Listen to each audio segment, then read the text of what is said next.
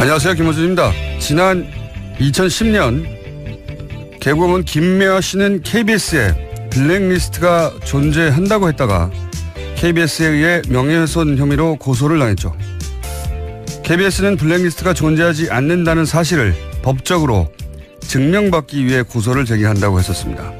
KBS는 또 누가 어떤 의도로 블랙리스트를 거론하고 이용하는지는 모르겠지만 그 행위를 당장 멈추라.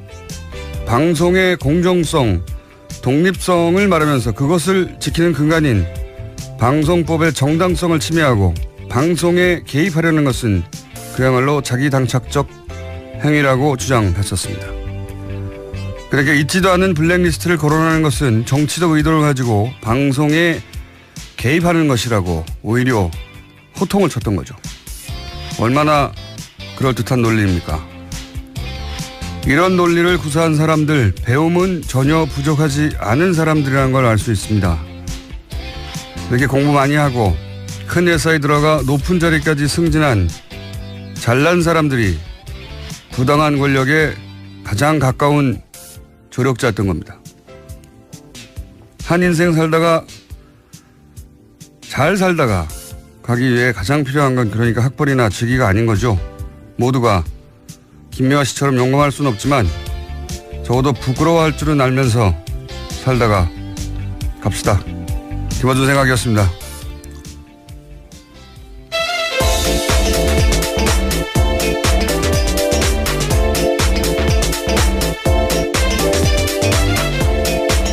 시사인의 김은지입니다. 네. KBS 이게 거의 7, 8년 전인데 KBS가 김미화 씨 고소했던 게 이제 그렇죠. 블랙리스트 없는데 있다고 KBS 김미화 씨가 주장했다고 이제 고소한 거잖아요. 김미화 씨를 그때 굉장히 몰아붙였습니다. 저도 네. 기억이 나는데요. 그러면서 제가 지금 오프닝에서 했던 이야기들 뭐 굉장히 어렵고 현학적이고 그다음에 정정당당하며 우리는 누가 정치적 의도 가지고 블랙리스트를 말하는가, 그들은 누군가 막 이런 거 확 장황하게 썼어요. 성명도 내고 보도자료도 내고. 읽으면서 참 그럴듯하다. 제가 다시 읽어보면서 이제 블랙리스트가 존재한다는 게 이제 나왔잖아요. 이런 글을 쓴 사람이 누군지 저는 궁금합니다. 이제 거꾸로 굉장히 공부 많이 하는 분이라고 느꼈거든요. 제가 읽으면서 이런 글을 쓴 사람이 누군지 이런 분들이 사실은 블랙리스트를 만들어내는 권력에 부역하는 거죠. 지금도 잘 먹고 잘 살 거라고 보는데. 하여튼 그런 생각이 들었습니다. 예. 블랙리스트의 존재를 찾아내는 게 다가 아닌 거죠. 예. 네, 그렇죠. 이제 수사가 시작되기도 했고요. 이 부당한 권력은 혼자서 살아갈 수 없거든요.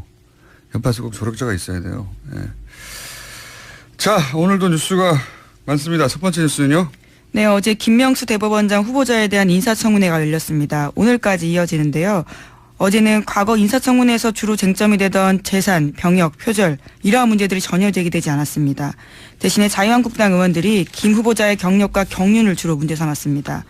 곽상도 의원 같은 경우에는 경험과 경륜이 부족한 분이 대법원장으로 들어가면 초보 운전자가 운전하는 것과 마찬가지다라고 주장했고요. 장제원 의원은 춘천경찰서장이 경찰 총수가 되고 육군준장이 육군참모총장을 하는 셈이라면서 이런 것들은 쿠데타 이후에나 있는 것이다라고 비난했습니다. 그러니까 이제 초점이 경험 경륜이 부족하다 이런 거네요. 네. 평생 법관을 하신 분인데. 네, 그렇죠. 근데 이건 제가 보기에는 그 정당 뿌리가 군인 하다가 대통령 된 사람이 셋이나 되는 그런 곳에서 할 말은 아니지 않습니까? 박정희, 전두환, 노태우 전부 다 뭐 평생 정치하다가 대통령 됐나요? 예. 군인 하다가 바로 대통령 되는 사람들인데. 예. 경력이 부족하다라는 지적도요 굉장히 권위적인 발언입니다.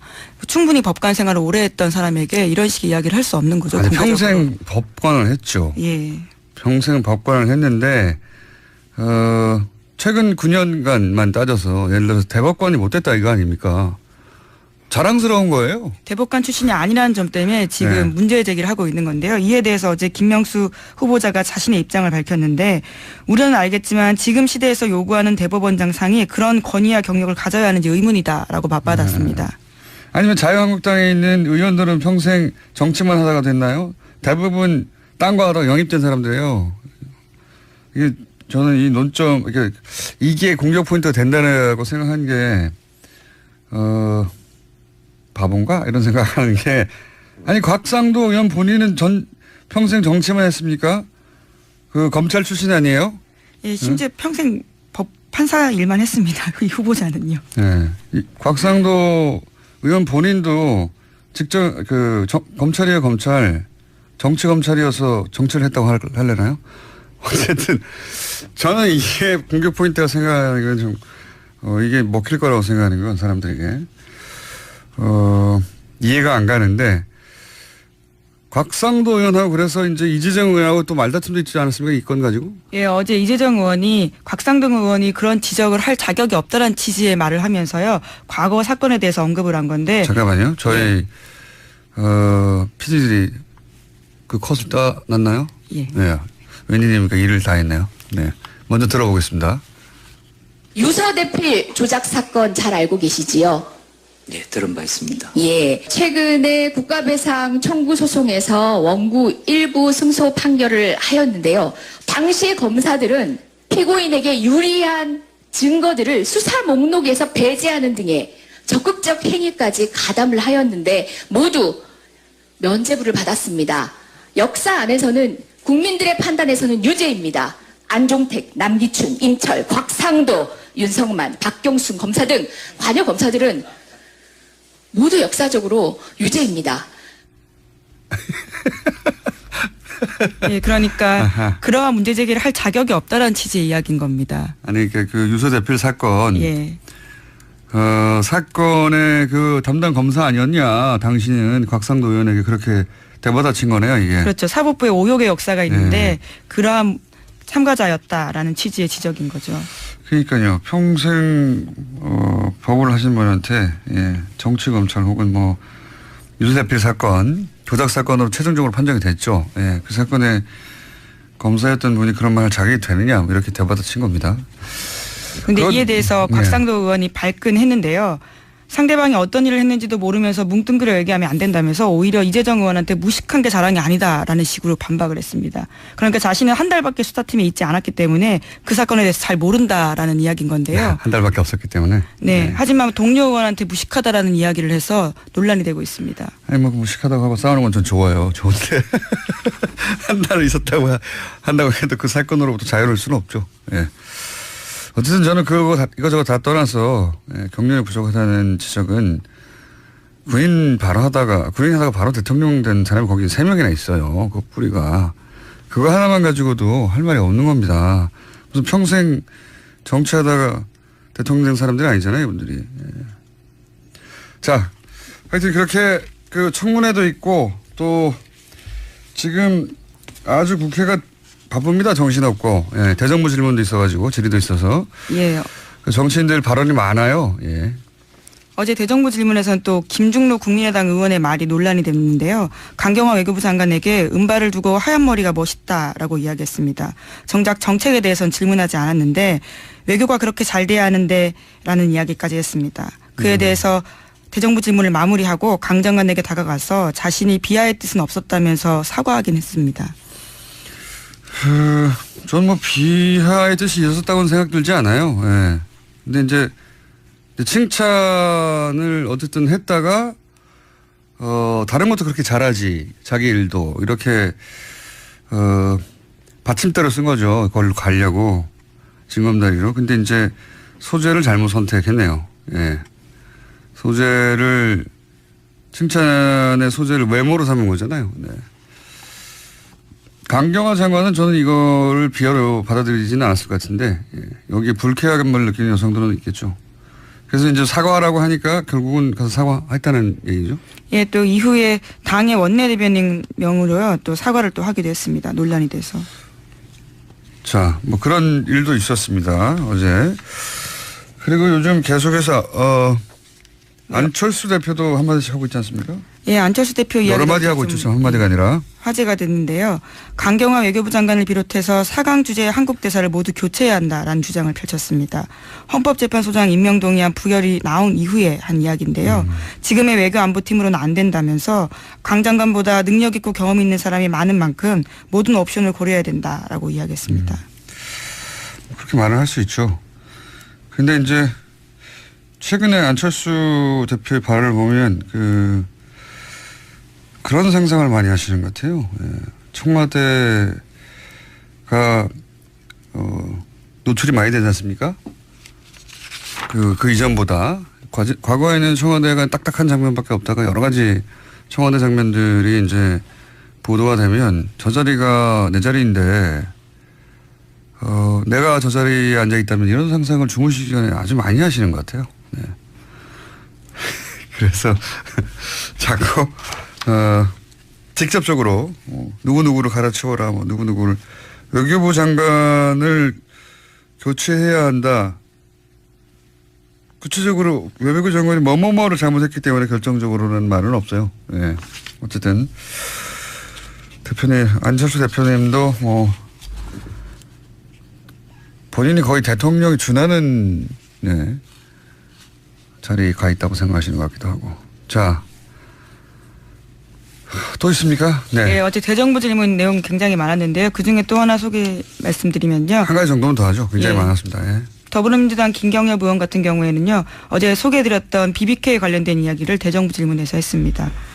BBK 관련해서 그것이 이명박 전 대통령의 차명 소유 아니냐라는 취지의 이야기인데요. 어제 뉴스로도 등장을 했었는데 제가 잠깐 얘기했었는데 BBK 관련해서 본격적인 기사는 어제 처음 나왔다고 봐야죠. 예.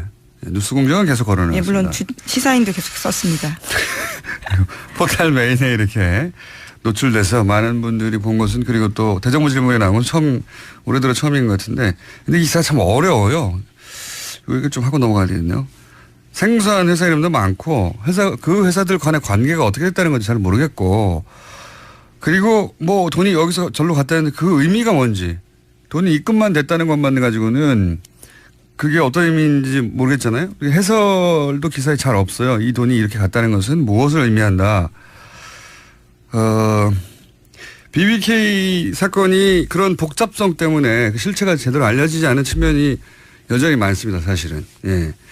근데 BBK 사건은 잘 알고 보면 사기 사건의 모든 요소를 골고루 다 갖춘 교본과 같은 사건이에요. 예. 돈과 권력, 거짓말, 배신, 은폐, 조작 모든 게 한꺼번에 토탈 패키지 들어있거든요. 어제 오늘 어제죠 주로 어제 논란이 됐던 게 뭐냐? BBK 전문가로서 최대한 쉽게 설명을 하면 BBK 문제는 결국 누가 주인이냐 하는 문제거든요. 그렇죠. 네. 의혹을 제기하는 쪽은 이명박 전 대통령이 실소유주다. 것이고, 지금은 김경준 씨의 단독 범죄. 실제로 그걸로 모두 실형을 살았습니다. 네, 단독 범죄로 법적으로는 판결이 난 상태인데, 이제 의혹을 제기하는 쪽은 만약 이명박 전 대통령이 진짜 주인이면 김경준 씨에게 적용된 모든 범죄 혐의가 그대로, 아니죠. 더 무겁게 적용될 수 되어야 한다. 그런 건데, 어제 나온 문건을 간단하게 말해서 뭐냐, 이제, LKE 뱅크로부터 여기서부터 사람들이 막혀요. LKE 뱅크라니. 갑자기 뭐냐 이건. 거기서부터 50억 정확하게는 49억 9,999만 5천 원. 예, 40억이 좀 넘는 금액입니다. 5천 원은 수수료 그리고 50억을 하죠. 50억이 이명박 전 대통령 개인 계좌로 이체된 기록이 있다. 이거예요. 이게 어떤 의미냐. 김경준 씨가 당시에 내놓은 이면 계약서를 보면 그 돈은 BBK 주식을 LK 뱅크에 넘기고 받은 주식 대금이에요. 이게 어떤 의미냐면 BBK 주식이 넘어가고 돈이 입금됐잖아요. 돈은 당연히 그 주식의 주인한테 가겠죠. 그런데 그 계좌가 이명박 전 대통령이니까 그러면 BBK 주인은 이명박이다. 3단 논법입니다. 간단하게. 그렇죠? 주식을 넘기고 돈을 받았어요. 그럼 돈을 받은 사람이 그 주식의 주인이잖아요. 예, 그렇죠. 그 주식의 주인이 곧 회사의 주인이잖아요. 그러니까 이명박 전 대통령이 BBK 주인이다. 간단하게. 그런 얘기입니다. 그런 게 나왔다. 이명박 전 대통령이 BBK 주인이었구만. 그 주식 팔고 돈 받은 거 보니까. 이렇게 설명하면 그나마 쉬울래나요? 네, 그런데 어제 나온 내용은 2007년에 검찰이 그 내용을 알고도 뭉갠 게 아니냐라는 의혹이 나온 건데요. 네, 검찰은 그것에 대해서 부인했습니다. 부인했죠. 그리고 네. 거기서 더 들어가면 좀 복잡하게 구조를 이해해야 되는데 일단 어제 나온 주장의 핵심은 이거고요. 그러면 LK뱅크가 뭐냐. 이것도 알아야 되잖아요. 오늘 여기까지만 30분 더 넘어가죠. 예. 왜냐하면 한 번에 안 들으면 잊어버려요. 이명박 전 대통령은 당시 정치 재개하면서 인터넷 종합 금융회사를 세우려고 했던 겁니다. 그리고 여기에 지주회사, 투자자문회사 그리고 은행을 만들려고 했어요. 투자자문회사가 BBK고 인터넷 은행이 이뱅크 증권중개 EBK라는 거고 잊어버려도 됩니다 지금은. 그것의 지주회사가 LK뱅크예요. 이 세 회사가 이름이 벌써 여기서 복잡해지잖아요. 회사가 너무 많이 나오는데요. 너무 많이 나오죠. 예. 세 회사인데 사실 다 같은 회사입니다. 왜 같은 회사냐? 사무실도 같고 사무용품도 다 같은 계좌로 구매했고 여기 있던 돈이 거기로 저기 있던 돈이 여기로 이렇게 쌈짓돈처럼 왔다 갔다 했고 그러니까 BBK가 이명박 전 대통령 소유면 다른 회사들도 전부 다 이명박 전 대통령 회사인 거예요. 이 구조가. 그래서 간단하게 줄이면 LKE뱅크는 BBK 지주회사 구조지만 실제로는 같은 회사. 그러니까 이름을 구분할 필요가 없어지는 겁니다. 다 같은 회사예요, 실제로는. 예. 오늘 여기까지만 진도 나가죠. 이름에 현혹되지 마라. 다 같은 회사다. 예. 한 번에 너무 많이 못 알았기 때문에. 자. 예, 대정부 질문 이야기를 하다가 여기까지 갔는데요. 너무 멀리 왔네요. 예, 네. 대정부 질문 이야기 조금 더 말씀드리면 또 이낙연 국무총리가 이번에 대정부 질문에서 떠오르는 인물이 됐습니다. 굉장히 핫합니다. 예, 예. 야당 의원들이 여러 번 말문이 막혔는데요. 예. 통상 대정부 질문에서는 의원들이 더 집중을 받는데 이번에는 이낙연 총리가 존재감을 보였습니다. 보통은 이제 그 끌려 나온 정부 부처 장관이나 총리가 곤욕을 치르는 장면이 이제 화제가 되죠.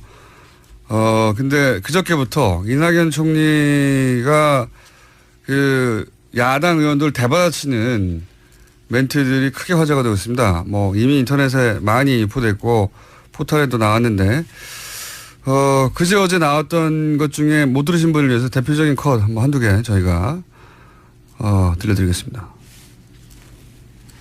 총리께서는 지금 수십조씩이나 퍼붓고 있는 복지 예산을 늘릴 때라고 생각하십니까? 안보 예산을 늘릴 때라고 생각하십니까? 안보 예산도 필요한 건 늘려야 되겠죠. 그리고 그 복지 예산 늘어난 것은 대부분 지난 대선 때 모든 정당들이 공통으로 공약했던 사항들이 먼저 이행되고 있다는 말씀을 드립니다. 예, 총리 들어가십시오. 최근에 MBC, KBS 불공정 보도 보신 적 있습니까? 어떤 보도입니까? KBS나 MBC에서 불공정한 보도를 한 걸 혹시 기억나시거나 본 게 있습니까? 잘 안 봅니다. 네. 안 보십니까? 네. 꽤 오래전부터 좀 더 공정한 채널을 보고 있습니다. 아주 답변이 촌철살인이에요. 그 속에. 예, 첫 번째 이야기는 바른정당의 김무성 의원의 질문이었고요. 두 네. 번째는 자유한국당의 박대출 의원의 질문이었습니다. 지금 복지가 중요하냐 안보가 중요하냐 복지에서 너무 많이 쓰는 거 아니냐 그랬더니 그거 다 공약에 있는 것 중에 같이 공통적인 것만 하고 다 공약을 내세웠던 거라는 거죠. 예, 그리고 김무성 의원의 대답이 더 재미있습니다. 네. 들어가라고 이야기하거든요. 네, 그렇군요. 들어가십시오. 그게 더 재밌었고. 그리고 KBS, MBC 불공정 보도를 하는데 뭐가 불공정 보도냐. 그러면 뭐라도 하나 예를 들면 그걸 가지고 그게 왜 불공정이냐 이렇게 공격하려고 이제 프레임을 짜왔죠. 근데 안 봤습니다. 안 봤습니다. 보다 공정한 방송을 오래전부터 보고 있습니다. 네. 그 외에도 아주 많습니다. 네. 이게 이제 들려드리는 거는 화제가 되기 시작한 그저께 네, 그렇죠. 네, 발언들이고 어제도 화제가 된 발언들이 많은데 오늘 시간이 별로 없네요. 예, 그건 저희가 또 내일 모아서 한번 들려드릴까요? 뭐가 더 있다고 지금 저희 PD들이 자기들이 일 잘했다 이거죠. 예, 고생을 많이 하십니다. 아침마다 얼마나 고생하시는지 제가 늘 보는데요. 그럼 하나만 더. 예. 저렇게 자기들이 잘했다고 막 팔을 흔들고 빨리 틀어야 된다고 하는 경우는 거의 없거든요. 보통. 어제도 화제가 됐으니까요. 눈 감고 자고 있기 때문에 보통 방송 시작되면. 자, 번개도 잘 안 나오고. 자, 그러면 어제 화제가 된 거, 한두 토막 들려드리겠습니다. 9월 4일 우리 정부는 한미 두 정상이 전화 통화해서 미사일 탄두, 방금 말씀하신 중량 해제에 합의했다고 발표했습니다. 그러나 백악관은 한국 정부가 미국산 첨단 무기를 대량 구매하는 것을 승인했다. 이렇게 발표했습니다. 우리 정부는 왜 이 사실을 숨깁니까? 모든 것을 공개하고 소통한다는 문재인 정부가 이래서 되겠습니까? 그 당시에 두 정상의 통화에서 합의된 것은 삼축 체계의 조기 구축을 포함한 국방력 강화의 필요성에 대해서 원칙적인 합의를 했습니다. 구체적인 무기 구매에 대해서는 언급이 없었습니다. 박 의원님께서 한국 청와대보다 미국 백악관을 더 신뢰하지는 않으시려고. 그렇습니다. 저는 지금까지 백악관 발표가 다 맞는 거예요. 네. 자. 박지원 의원의 질문에 이낙연 국무총리가 대답하는 내용이었습니다. 네, 굉장히 많이 준비한 줄 알았더니 또 PD가 겨우 하나 준비해서. 여러 개 준비하신 걸 알고 있습니다. 자, 하여튼 정치권에서 이렇게 대정부 질의하고 그리고 청문회 하는 게 과거에는 이렇게까지 조명을 받지는 않았어요. 그런데 이제 공방도 재미있고 그 안에 이제 해악도 좀 있고 그리고 쟁점들도 등장해서 이런 대정부 질의 혹은 반박 또는 뭐 주고받는 공방들이 꽤 화제가 되고 있어서 재미있는 현상입니다. 그리고 총리가 스타가 되는 경우는 잘 없거든요. 아무래도 주로 방어의 역할을 하기 때문에요. 총리는 아니기 때문에 다양한 무난한 얘기를 개별 장관이 또 따로 있잖아요. 예, 개별 부처 그렇죠. 장관이.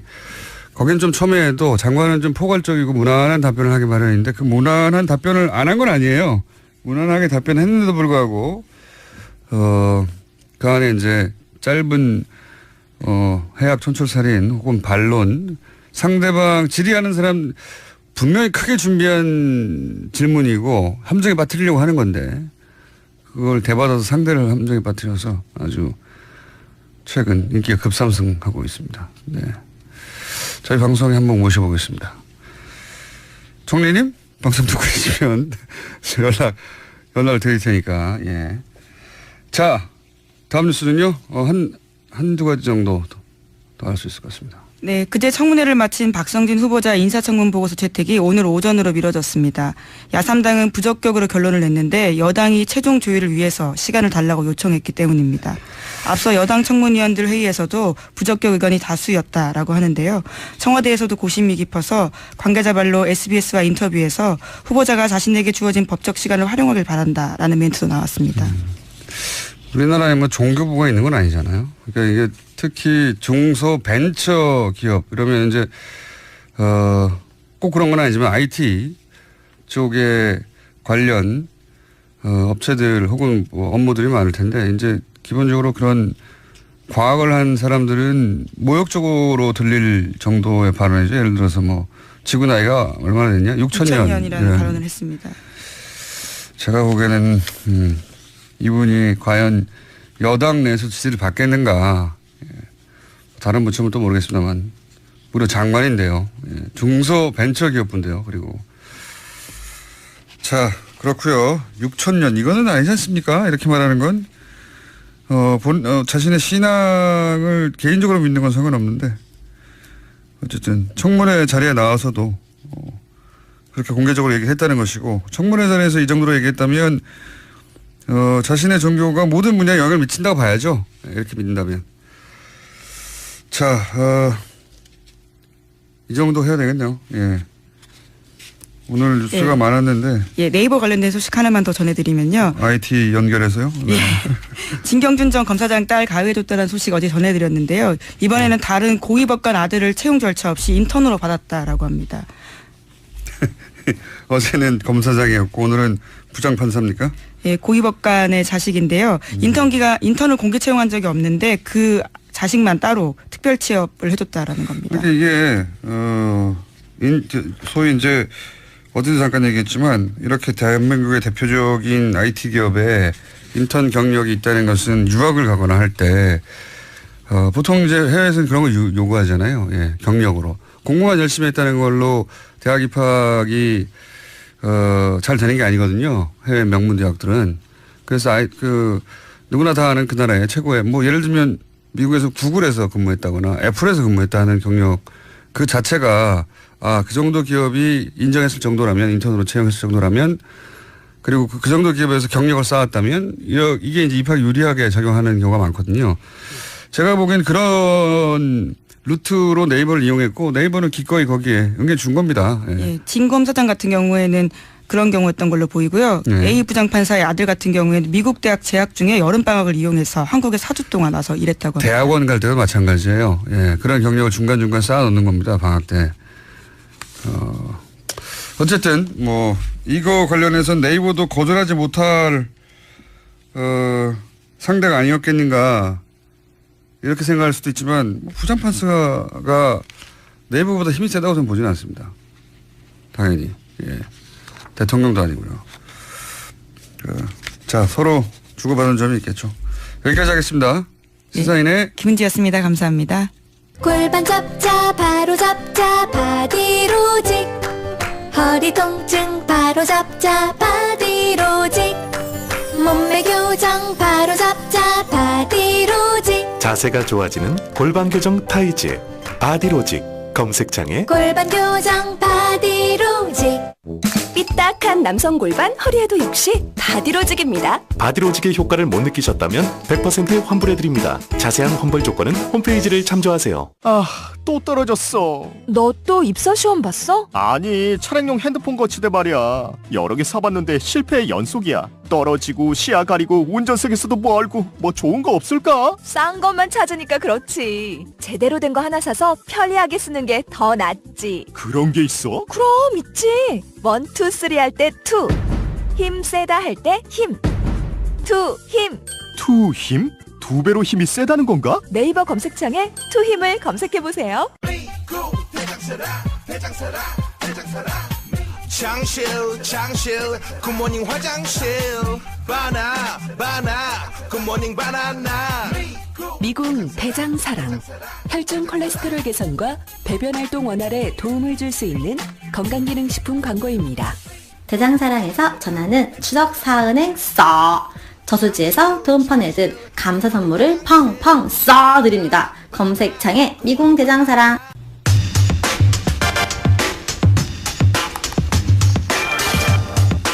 국군의 날은 10월 1일이죠.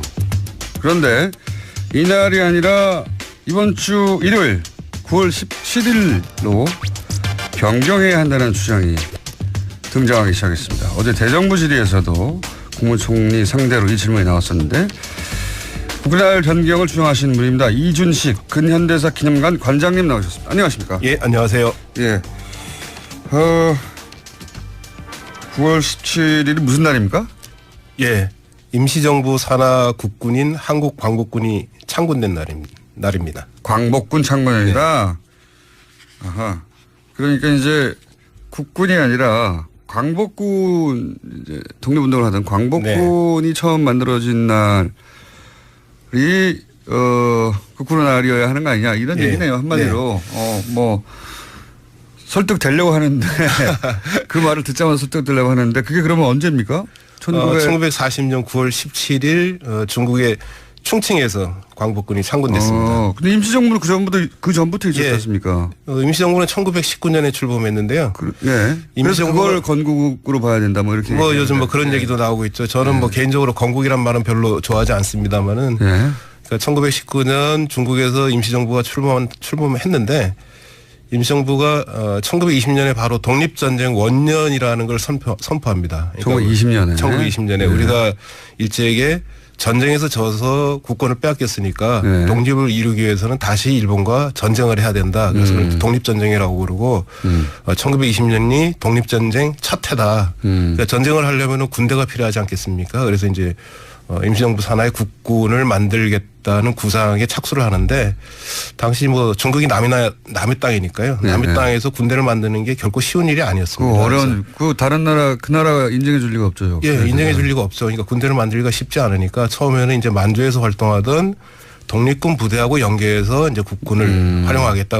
임시정부하고 무관하게 독자적으로 움직이던 독립군들을 독립군을 만주 독립군을 임시정부 산하로 편대를 시켜서 편입을 시켜서 이제 국군을 만들겠다 그런 구상을 이제 갖기도 했는데 이게 쉽지 않았습니다. 그래서 국군을 만든다는 게 임시정부에 모인 독립운동가들의 아주 오랜 꿈이었는데요. 그렇겠죠. 네, 당연히. 그 꿈이 이제 1940년에 실현이 된 겁니다. 그래서 임시정부 산하 국군으로 이제 한국 광복군을 창건하게 되죠. 정식으로 군대를 만든 겁니다. 그렇군요.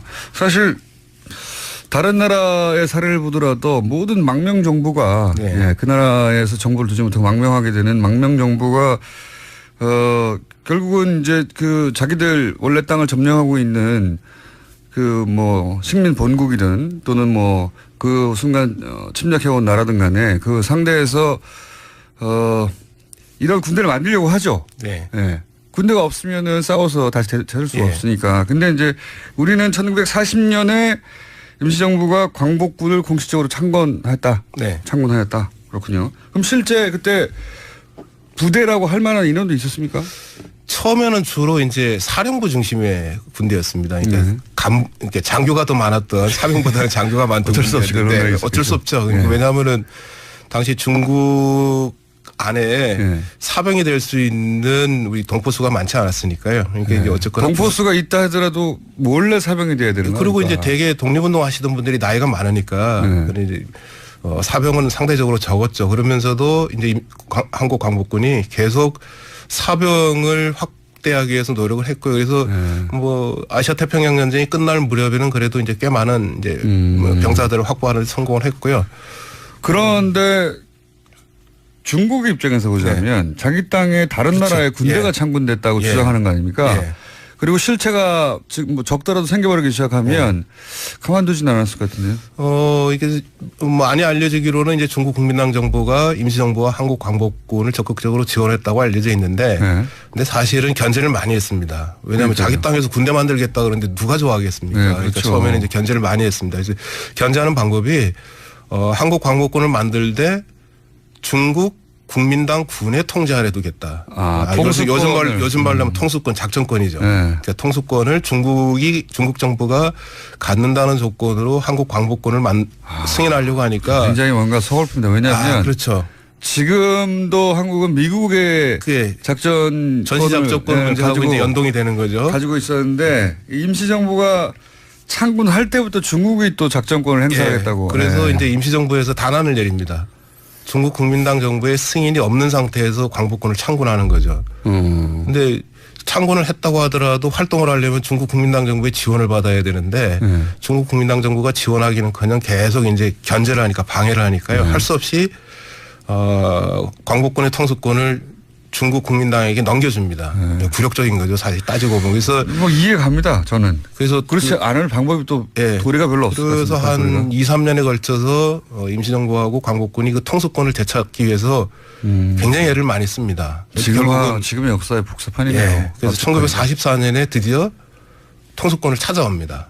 그래서 44년에 정말 임시정부의 국군으로 되는 거죠. 선배들이 훨씬 낫네요. 4년 만에 찾아왔습니다. 4년 만에 찾아왔으니까 굉장한 성과죠. 저는 지금 60몇 년 동안 못 찾고 있는데 어쨌든 지금 우리 국군이 미군에게 작전 통제권을 넘기고 전자권을 넘기고 아직 되돌려받지 못하고 있는 그 오리지널 버전이 광복군 창군 때도 있었다. 그러니까 그 한국 광복군이 의미가 있는 거는 임시정부 산하의 자주적인 군대가 되려고 굉장히 애를 많이 썼고 또 그걸 실현했다는 겁니다.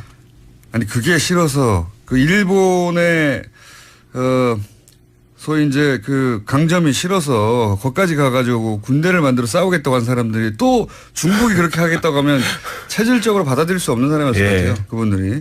어쨌든 4년 만에 또 되찾았다. 그러면 실제 중국군 당시 인민군하고 같이 작전을 했다든가, 그러니까 중국이 당신들은 별개의 군대라고 인정을 해야 같이 작전을 할 거 아닙니까? 그렇게 연대 작전을 했다는 그런 기록은 있습니까? 그래서 1944년에 중국과 대등한 관계에서 군사협정을 맺고요. 군사협정을 맺었다. 확실하게 인정한 거네요. 협정을 맺었다네요. 중국이 이제 독자적인 군대로 인정을 한 거죠. 그리고 이제 43년, 44년 무렵부터는 이제 다른 연합국 군대인 영국군, 미국군과의 공동작전도 추진해서 1900 아시아 태평양 전쟁이 끝나기 직전에는 유명한 이제 한국 광복군의 독수리 작전이라는 게 미군과 공동으로 추진이 됩니다. 이건 뭐 부인할 수 없는 독자적인 작전권을 가지고 있었던 군대가 확실한데, 그럼 지금 국군의 날은 10월 1일은 뭘 기념하기 위해서 된 겁니까? 지금 뭐 두 가지 이야기가 있습니다. 하나는 1950년, 그러니까 6.25 전쟁 와중이죠. 6.25 전쟁 때 육군 제3사단이 38선을 처음 돌파해서 북진에 성공한 날이다. 그래서 그날을 기리기 위해서 이제 10월 1일을 1956 이승만 정부 때입니다. 이승만 정부 때 10월 1일을 국군의 날로 이제 지정했다는 얘기가 하나 있고요. 또 하나는 1954년인가요? 53년인가요? 미국 워싱턴에서 한미 상호 방위 조약이 체결되는데 이게 10월 1일입니다. 그래서 10월 1일이 어쨌거나 뭐 의미 있는 날이다. 그래서 1956년에 처음으로 국군의 날로 지정을 했습니다. 그러니까 뭐 38선 돌파한 것도 의미는 있지 않습니까? 38선 돌파도 뭐 의미가 있고 한미 상호 방위 조약이 체결된 것도 뭐 의미가 있긴 하죠. 근데 그런 날이기 때문에 국군의 날로 지정하는 데는 좀 충분하지 않다는 생각이 들고요. 사실 국군의 날 하면은 보통 무슨 날 한글 했던 날을 한글 날이라고 하는 거죠. 예, 제헌절 하면 마찬가지고요. 그러니까 이것도 국군의 날 하면 당연히 막연히 이제 국군이 창설된 날인가 보다 생각하고 있었거든요. 국군이 뭐 창설되거나 아니면 국군의 역사가 시작된 날로 그렇죠. 정하는 게 맞다고 생각을 합니다. 그래서 38선을 돌파한 날이군요, 이게. 예. 그래서 뭐 그 국군이 역사가 시작된 날을 찾다 보니까 그래도 광복군 창건일이 가장 어울린다 뭐 그런 생각이 드는 거죠. 당연히 그런 데 있어서 문제는 없을 것 같은데. 네. 그 자연스럽고 당연한 것 같거든요. 애초에 광복군이 1940년에 창설이 되고 중국과 군사협정도 맺었고 미군과 당시 공동작전도 했다면, 규모는 작더라도 했다면 그게 국군의 뿌리가 확실하니까. 한글도 지금 한글하고 똑같지는 않거든요. 되돌아가면 문자도 달라요. 어법도 다르고. 하지만 그때 창설 만들어진 게 확실하니까. 근데 이 보수 진영에서는 반대한다고 그러는데 왜 반대하는 겁니까? 보수 진영에서 반대하는 건 이게 건국절 논란하고 이제 직결이 되어 있는데요. 보수 진영에서는 대한민국의 역사가 1948년 8월 15일부터 시작됐다고 얘기하지 않습니까? 그 전에는 이게 창설됐다고. 독립운동과 대한민국 건국은 무관하다고 얘기하니까요. 그러니까 뭐 국군의 날도 광복군 창건일로 할 이유가 없다는 거죠. 당연하네요. 네. 그걸 인정하는 순간 48년이 아니라 40년대부터 군대가 있었다고 해야 되니까요. 그 거슬러 올라가면은 광복군이 창건되기 이전에 독립군의 무장투쟁을 인정을 해야 되고 그게 싫은 거죠. 독립군의 무장투쟁을 인정하기 싫은 이유는 뭐라고 보십니까, 보수 진영에서? 그러니까 대한민국 건국은 독립운동과 무관하다고 보는 겁니다. 그러니까 독립운동 때문에 대한민국이 건국된 게 아니라 흔히 말하는 이제 건국 세력이라 그러죠. 건국 세력에 의해서 대한민국이 건국됐다고 주장을 하고 싶은데 그 건국 세력이라는 게 내용을 보면은 두 부류입니다. 하나는 친일파고 하나는 정치 깡패입니다. 그렇습니까? 정치 깡패 얘기도 많이 나오긴 합니다. 정치 깡패가 이른바 이 건국 과정에 반공 반탁 운동을 주도한 세력 중에 하나거든요. 그러니까 우리는 정치 깡패라고 하지만 그쪽에서는 이제 애국 세력이라고 하겠죠. 그 애국 세력에 있었기 때문에 대한민국 건국이 가능했다 이렇게. 지금 가스판 들고. 그렇죠. 아스팔트에 나오시는 분들이 있었잖아요. 프로판 가스통을 들고. 그 뿌리죠. 그걸 생각하시면 될 것 같아요. 한쪽에는 그분이 애국 세력인 것이고 또 이제 무관한 제3자가 보기에는 정치 깡패 아니냐. 그런 세력과 친일파가 소위 이제 이승만 정권의 탄생의 핵심 역할을 했던 사람들이다. 근데 이제 이런 얘기 많이 하죠.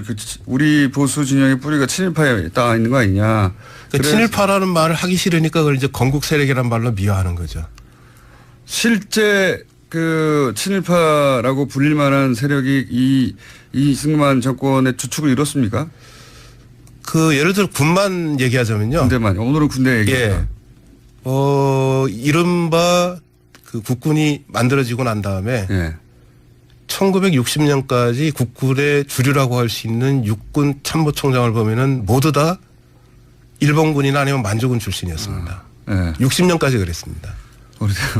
박정희 대통령도 뭐 일본 장교 출신. 네, 뭐 박정희 전 대통령은 뭐 육군 참모총장을 지내지는 않았으니까 네. 육군 참모총장 명단만 놓고 보면은 10몇 년 동안 만주군 내지는 일본군 출신이 육군 참모총장을 지냈고 그러니까 결국은 뭐 육군의 주류가 일본군 출신한 얘기죠. 만주군이라는 게 독립군 때려잡던 곳이거든요. 예. 정반대로 독립군이 아니라 예. 만주에서 독립운동을 했다는 게 아니에요. 예. 만주군은.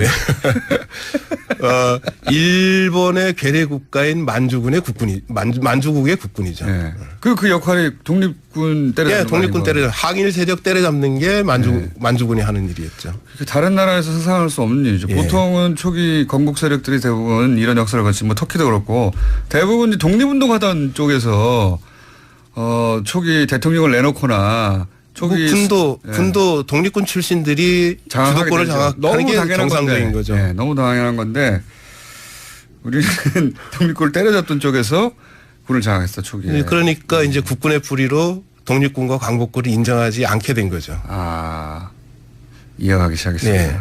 근데 이 문제에 계속해서 관심을 가지신 걸로 저는 민족문제연구소로부터 네. 추천받았는 선생님을 왜 이렇게 관심을 가지신 겁니까? 저는 뭐 독립운동가의 후손이기도 하고요. 그러시군요. 네. 독립운동가의 후손이니까 당연히 독립운동이 있었기에 오늘날의 대한민국이 있다고 보는 입장이고요. 그리고 부모님한테 그 얘기를 들으셨겠군요. 네. 쭉. 예. 그리고 또 뭐 저는 뭐 독립운동가 후손이기 때문에 그런지 모르지만 어쨌거나 이제 독립운동사를 공부를 했고요. 독립운동사를 공부했기 때문에 독립운동사에 대한민국의 정통성이 있다고 또 보는 입장입니다. 그러면 혹시 부모님도 광복군 출신이셨나요? 어머니가 광복군 출신이셨어요. 어머님이요? 예. 아버님이 아니고요? 예. 그럼 혹시 어머님의 아버님 외할아버지가 혹시? 예. 외할아버지도 광복군이셨고요. 아, 그쪽 빗줄이시군요. 아니, 우리는 어릴 때 저도 어릴 때 독립군에 대해서 별로 안 배웠어요. 예. 예, 그냥 독립운동을 조금 했다. 그게 어마어마하게 긴 장이어야 할 것 같은데, 네. 한두 페이지 배웠던 것 같아요. 이제 지금은 이제 많이 가르치죠. 많이 가르치죠. 이게 왜 그러냐면은 그 1987년 헌법이 개정되지 않습니까? 그래서 이제 우리 현행헌법인데 네. 그 현행헌법 전문에 뭐라고 되어 있냐면은 우리 대한국민은 3.1운동으로 건립된 대한민국 임시정부의 법통을 개정해서 조국의 그렇죠. 민주개혁과 평화적 통일을 완수해야 될 사명을 갖고 있다고 적어놨거든요. 알겠습니다. 그래서 독립운동 때문에 오늘의 대한민국이 있다고 헌법 전문에 나와 있으니까 적어도 80년대 후반 이후에 한국 사회가 민주화되는 과정에서 점점점 독립운동에 대한 관심이 높아지고 지금 독립운동사를 많이 가르칩니다. 알겠습니다. 그 중간에 제가 잠깐 말씀드리면 이 만주군 출신 쪽의 반론권도 저희가 포장하고 있습니다. 저희는 이런 얘기를 중간중간에 많이 하는데 반론으로 연락 오는 적이 사실은 거의 없어요. 예, 거의 없긴 한데. 자, 이래서 10월 1일이 국군의 날이면 당연히 국군이 창설된 날이어야 하는 게 맞고 논리적으로. 예, 다른 날들은 다 그러니까요. 그리고 그것을 따져보니 있다 실제로 광복군이 창건된 것이. 네. 그리고 주변국에 의해서 독립된 군대로 인정도 받았고 협정도 맺은 기록도 있고 공동작전의 기록도 있다. 게다가 국군이 38선을 통과한 날이 의미가 있으나 실제 그 국군이 소위 이제 이승만 정권의 뭐랄까요 친위대 역할을 한 걸로 지금 보여지는 그런 국군의 구성이 일본군이었지 않느냐, 일본군 출신 혹은 저 만주군 출신이었지 않느냐. 그러니 뭐 법통을 따지자면 당연히 9월 17일로 옮기는 게 맞다. 이 정도로 요약하면 되는 거죠. 예, 정확하게 요약하셨습니다. 요약은 잘해요. 깊이는 없는데. 그런데 이런 반론도 제가 본 적이 있어요.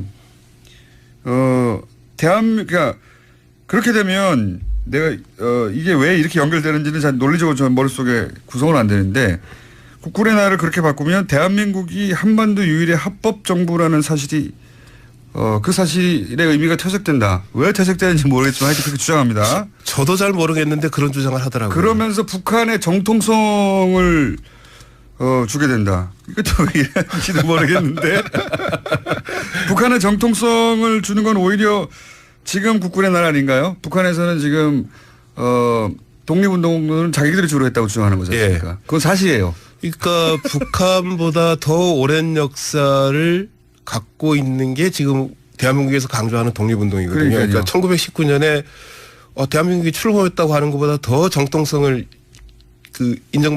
인정받을 수 있는 근거가 어디 있습니까? 그러니까 인민군 창설되기 전에 무슨 소리냐. 지금 광복군이 있었는데. 광복군이 창건됐다고 하는 게 훨씬 더 정통성 문제에서 유리한 거죠. 근데 그 왜 스스로 불리한 쪽을 택하려고 하는지 저도 잘 모르겠습니다. 지금 주장은 불리해요. 왜냐하면 친일파가 합참 군을 통솔했던 군대를 가지고 정통성을 주장하려고 하는 거니까요. 북한에서는 어쨌든 독립운동을 하던 쪽이 북한 쪽 사이드에서는 군의 기본 창설 단위가 됐기 때문에 그 점에 있어서는 불리하죠.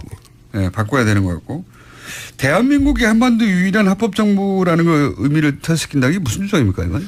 어떻게 이해하셨어요? 그 이제 보수 세력에서 흔히 그렇게 얘기하는데요. 그러니까 해방되고 난 다음에 이제 정부가 수립되는 과정에서 유엔에서 결의를 합니다. 한반도에서 총선거를 해서 정부를 구성해라. 근데 원래 유엔 결의안에는 한반도 전체에서 선거를 해가지고 정부를 구성하도록 돼 있는데 이게 잘 안 됩니다. 북쪽에서 이 선거를 그렇죠. 거부하거든요. 그래서 이제 다시 유엔에서 그러면은 선거가 가능한 남쪽에서만 그러면 총선거를 해서 정부를 구성하라고 했습니다. 그래서 나중에 유엔 결의안에 보면은 선거가 가능한 지역에서의 유일한 합법 정부 이렇게 돼 있습니다. 한반도에서 유일한 합법 정부가 아니라. 한반도에서 유일한 합법 정부가 아니라. 근데 보수 세력에서는 그걸 자꾸 이제 한반도 유일의 합법 정부라고 해석을 하는 건데요. 정확하게 문구가 어떻게 되냐면은 선거가 가능한 지역에서의 유일한 합법 정부. 그리고 영어 표현에 주목을 하면요. 정부입니다. 가버먼트입니다. 국가가 아니라. 그러니까 대한민국이라는 국가의 일부로서의 대한민국 정부 이렇게 되는 거죠. 이해했습니다. 오늘 말씀 감사합니다. 네, 고맙습니다. 이준식 관장님이었습니다.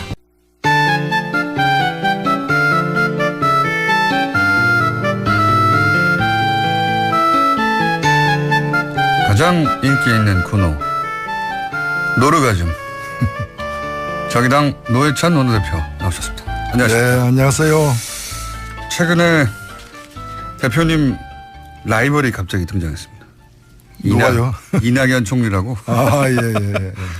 갑자기 몇 마디 안 했는데 어록이 막 돌아다니면서 보셨죠? 예, 참 잘한 것 같아요. 예. 큰일 났다 싶지 않으십니까? 아니요, 뭐 그런 사람이 많아지는 게 좋은 일이죠. 어제 보니까 참 자상하다. 자상하다. 예. 조곤조곤 말씀하세요. 이 중학생을 대하는 자상한 대학생. 딱 그런 이제. 중학생을 대하는 자상함. 굉장히 조곤조곤. 근데 보통 총리는 방어적이 될 수밖에 없는데 물론 어제 그저께도 방어적이었긴 했어요. 정부를 대변해야 되니까. 근데 그 중간중간에 아주 날카로운 침을 하나씩 꽂아주는. 그러니까 결과적으로는 말도 안 되는 질문한 사람들이 원래는 그 자해 공갈당 같은 거였는데 자해만 하고 공갈을 못하는 그런 상황이 된 거죠. 자해만 하고 공갈을 못하는. 자, 라이벌이 등장했습니다. 네, 총리 끝나시면 그때까지 저희 뉴스공장에 있으면 여기 나오시려고 할지 모릅니다. 사건이 워낙 많았어요. 우선 김희수 헌법재판소장 후보자가 헌정사상 최초로 헌재소장 인준은 뭐 다 됐거든요. 이때까지. 게다가 청문회는 100일 전에 했어요. 네. 100일 전에 청문회 했고 그때 보고서도 채택이 됐어요. 그러면 사실 통과되는 거라고 봐야 되는 건데 갑자기 부결됐는데 부결된 것을 다들 예상을 못했나 봅니다. 그렇게까지 자유한국당에서는 기뻐하고 국민의당에서는 당황하고 하는 걸 보니까요. 그렇죠. 자, 그런데 이제 여기서 일이 더 커진 것은 국민의당 안철수 대표가 우리가 국회 결정권을 가졌다 이렇게 그 결과에 대해서 자랑스러워하면서 굉장히 사안이 커졌죠. 그 자체라도 이미 큰 사건인데 전반적으로 이제 어떻게 보십니까? 요새 뭐 스스로 좀 자랑스러워하는 사람들이 많이 늘어난 것 같아요. 6차 핵실험 이후에 그 김정은 북한의 김정은이 우리가 한반도 운명 결정권을 가졌다. 이거나 김미수 부결시킨 뒤에 우리가 20대 국회 결정권 가졌다. 비슷하지 않아요?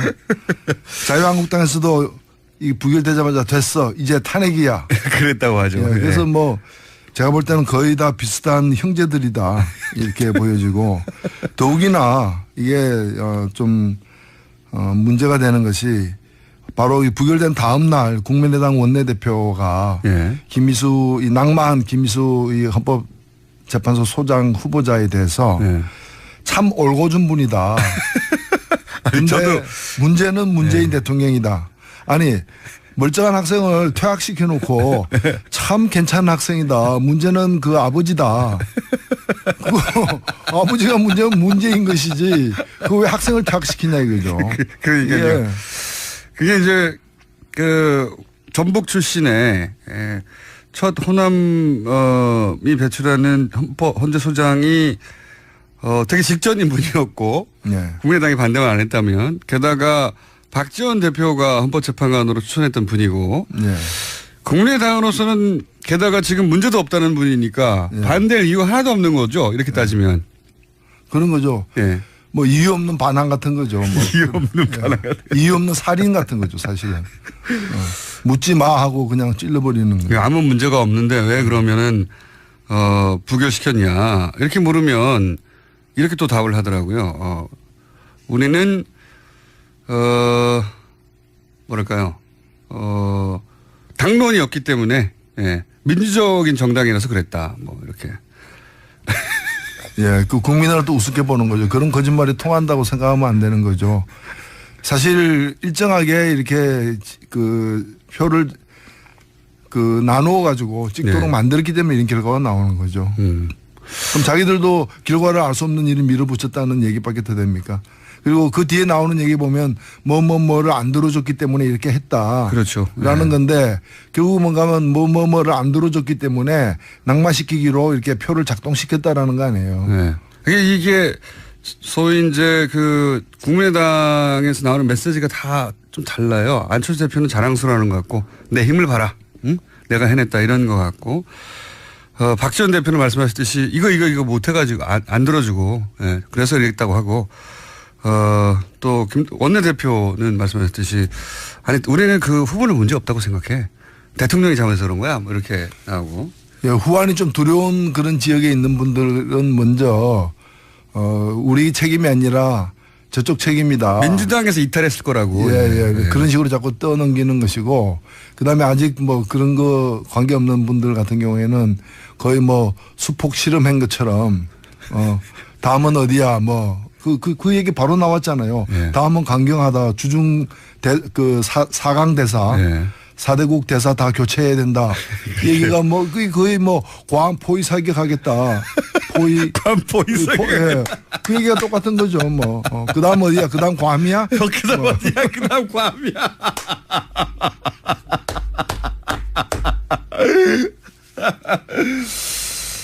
방금 저희가 이낙연 총리가 화제라고 라이벌이 등장했다고 출연했으면 좋겠다고 했더니 총리 비서실에서 연락이 방금 왔습니다. 9월 26일 날 저희가 1주년 기념일이거든요. 공개방송. 그때 출연이 확정됐어요. 아, 그래요? 감사드리고요. 이 총리님.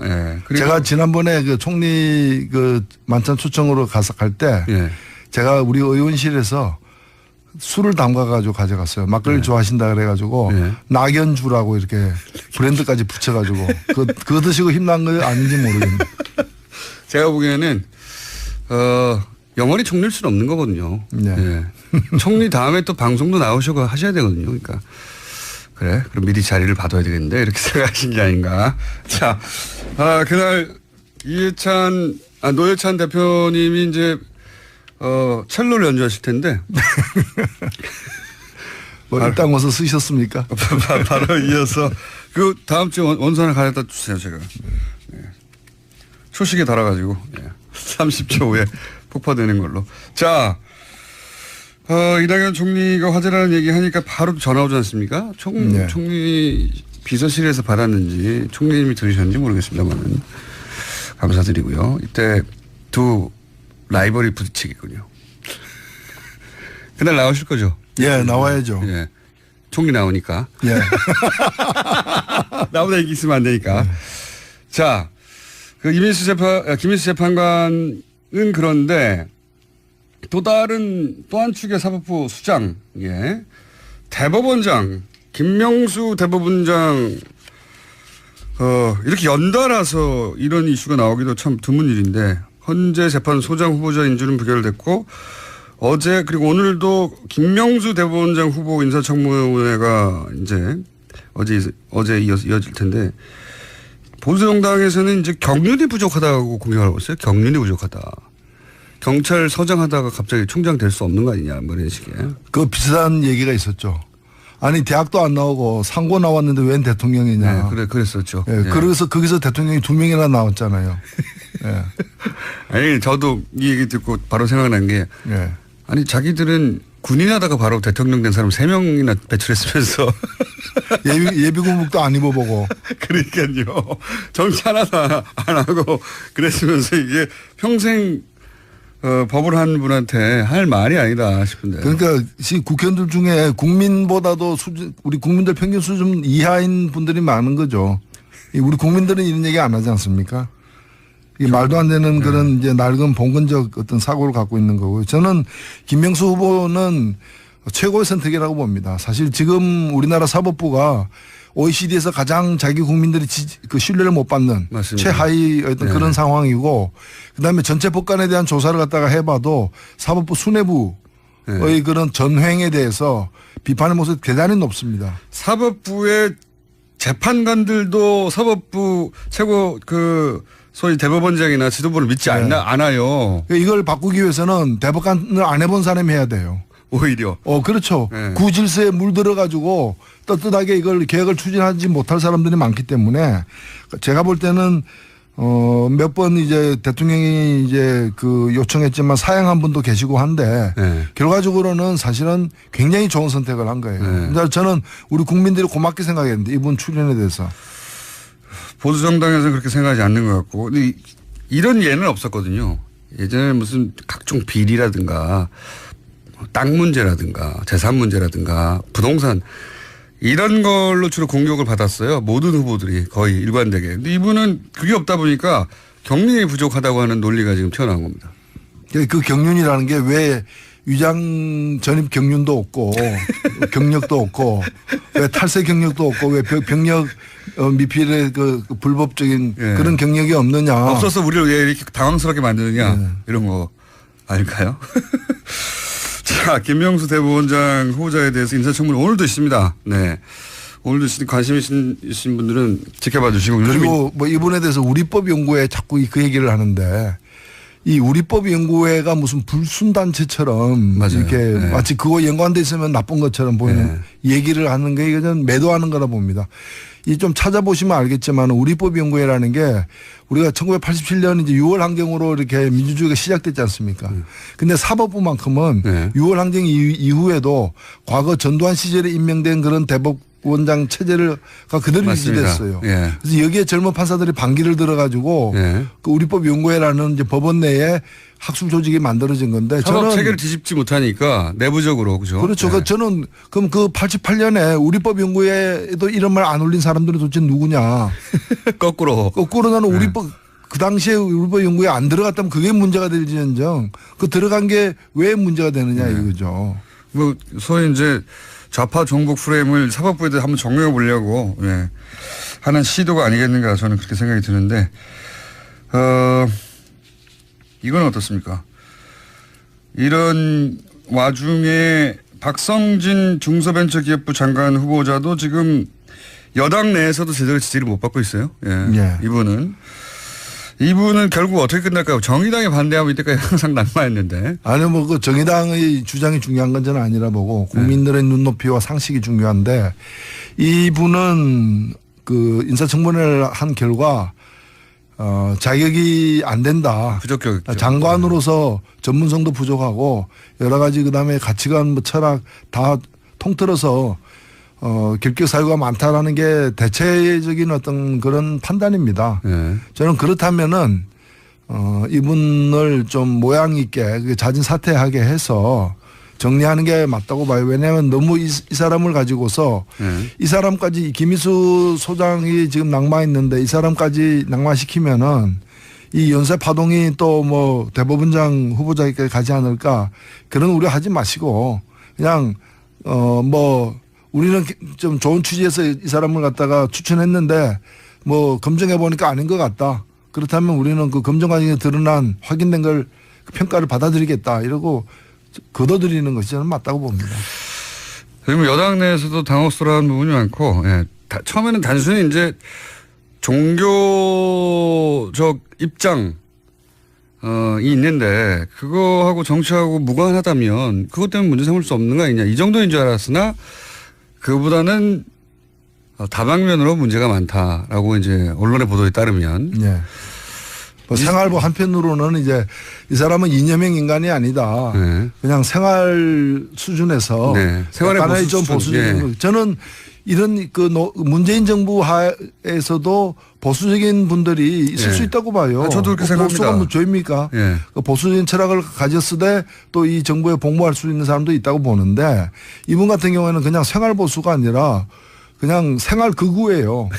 그러니까 이 좀 극우적 생각이 뼛속 깊이 이렇게 물들어 있는 거고 그렇다 해서 그럼 전문성은 뛰어나느냐.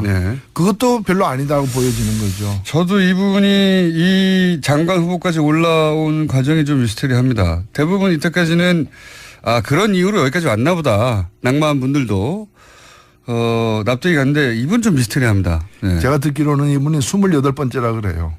그래요? 중소벤처부 장관을 갖다가 임명하는데 처음에 이제 그냥 그 이론만 있는 게 아니라 실물 경제, 벤처를 실제로 해봐서 성공한 어떤 경력이 있는 가능하면 분 중에서 고르려고 그쪽을 갖다가 사람을 찾았는데 괜찮은 사람이 많았음에도 불구하고 전부 다 자기가 보유하고 있는 주식 장관이 되는 순간에 백지 신탁을 해야 되는데 그렇게 되면은 기업을 잃거나 그렇죠. 사업에 큰 문제가 있기 때문에 차라리 장관 안 하겠다라고 27명이 사양을 했대요. 그 장관까지 갈 정도의 성공을 했다면 나름 그 업계에서 성공을 한 분일 텐데 그렇죠.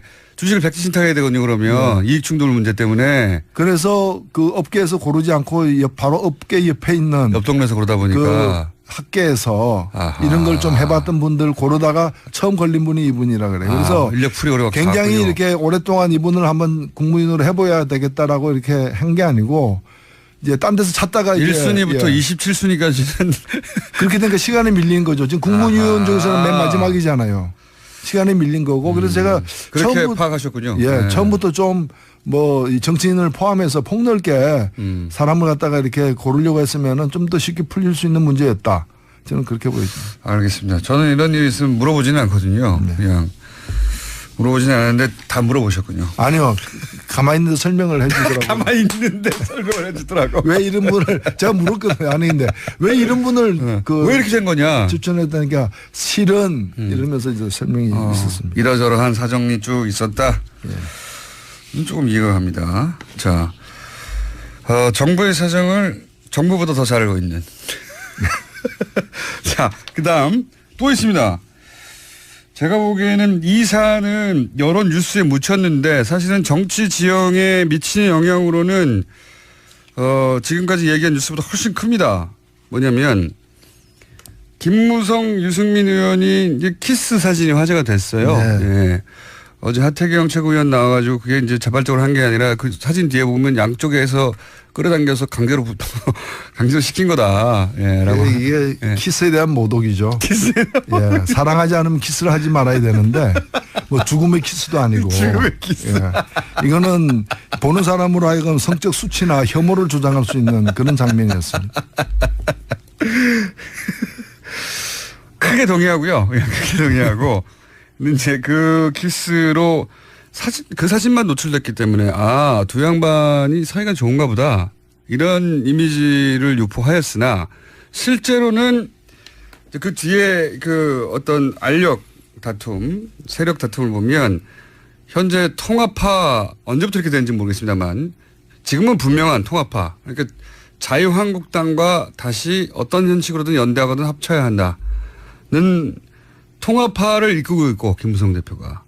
그리고 아니다. 우리 스스로 힘을 길러서 우리가 보수의 중심이 되고 시간이 걸리더라도 그렇게 가야 된다. 자강파, 유승민. 이렇게 갈라져 있는 겁니다. 게다가 그 앞에는 유승민 계로 자강파의 선두주자 혹은 가장 강성 의원이었던 이해운 대표는 날아가고 갑자기 날아가면서 그 권력의 공백에 이 두 파가 막 부딪히고 있는 거예요. 누가 이기냐에 따라서 바른정당이 뽀개지거나 합쳐지거나 사라지거나 이럴 수도 있는. 그러니까 원래 이 당 내에는 우리가 알다시피 그 통합파와 그다음에 자강파의 그 대립과 갈등이 이렇게 내재돼 있었는데 겉으로는 잘 안 드러났죠. 근데 이제 이해운 대표가 물러나면서 물러났다기보다는 강판당했다고 해야 되겠죠. 그러면서 비대위원장을 뽑아서 한 6개월 가거나 아니면은 직무대행을 세운 다음에 한 달 이내에 전당대회를 열어서 새 대표를 뽑거나 새 지도부까지 이제 둘 중에 하나를 택해야 되는데 어떤 경우든 간에 이제 내재돼 있던 두 파의 어떤 대립과 갈등이 표면화될 수밖에 없는. 왜냐하면 이제부터는 누가 잡는가에 따라서 자강으로 굳혀지거나 당분간 아니면은 통합이 빨라지거나 이런 이제 그 일정표가 이제 앞당기시게 된 거죠. 그렇죠. 그래서 더욱 지금 갈등이 이제 더 가속화되고 있는 거 아닌가. 이건 바른정당만의 문제로 끝나는 게 아니고 만약에 통합파가 이긴다는 것은 자유한국당의 덩치가 지금부터 커지고 결국은 단독으로 국회 선진화법 때문에 단독으로 모든 법안을 막을 수도 있는 그 숫자에 불과 12석 모자라거든요. 그 자유한국당이 그 12석을 어떻게든지 확보하려고 노력할 것이다. 그렇죠. 자유한국당의 원내 이니셔티브 영향력이 강화되는 건 사실이죠. 왜냐하면 일단 지금 이제 바른당까지 합치면 127석이 되고 그렇게 되면 120석인 민주당보다도 더 많아지니까 원내 1당이 되는 거죠. 그렇게 되면 원내 이제 그 여당이 이제 제1야당이 원내 1당이 되는 이제 그런 상황이 되고 이제 야당들 사이에서 이제 보수 야당이 둘밖에 안 남는 거죠. 국민의당까지 해서. 그렇게 되면 야당들 사이에 이니셔티브가 더 커지는 거고 지금은 사실 107석이긴 하지만은 지금 그 넋이 나가 있는 상태거든요. 단독으로 뭘 할 수는 없고. 뭘 할 수도 없고 할 의사도 없고 상태도 좀 정상같이 보이지 않고 뭐 지금 그런데 이게 127석이 되면서 좀 달라질 수가 있죠.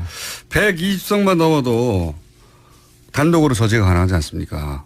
그러면 이게 어떤 의미가 있냐면 국민의당이 전폭적으로 현 여당을 지원해 주어도 국회 선진화법 때문에 결정적인 법안들을 통과 못 시킨다는 얘기거든요.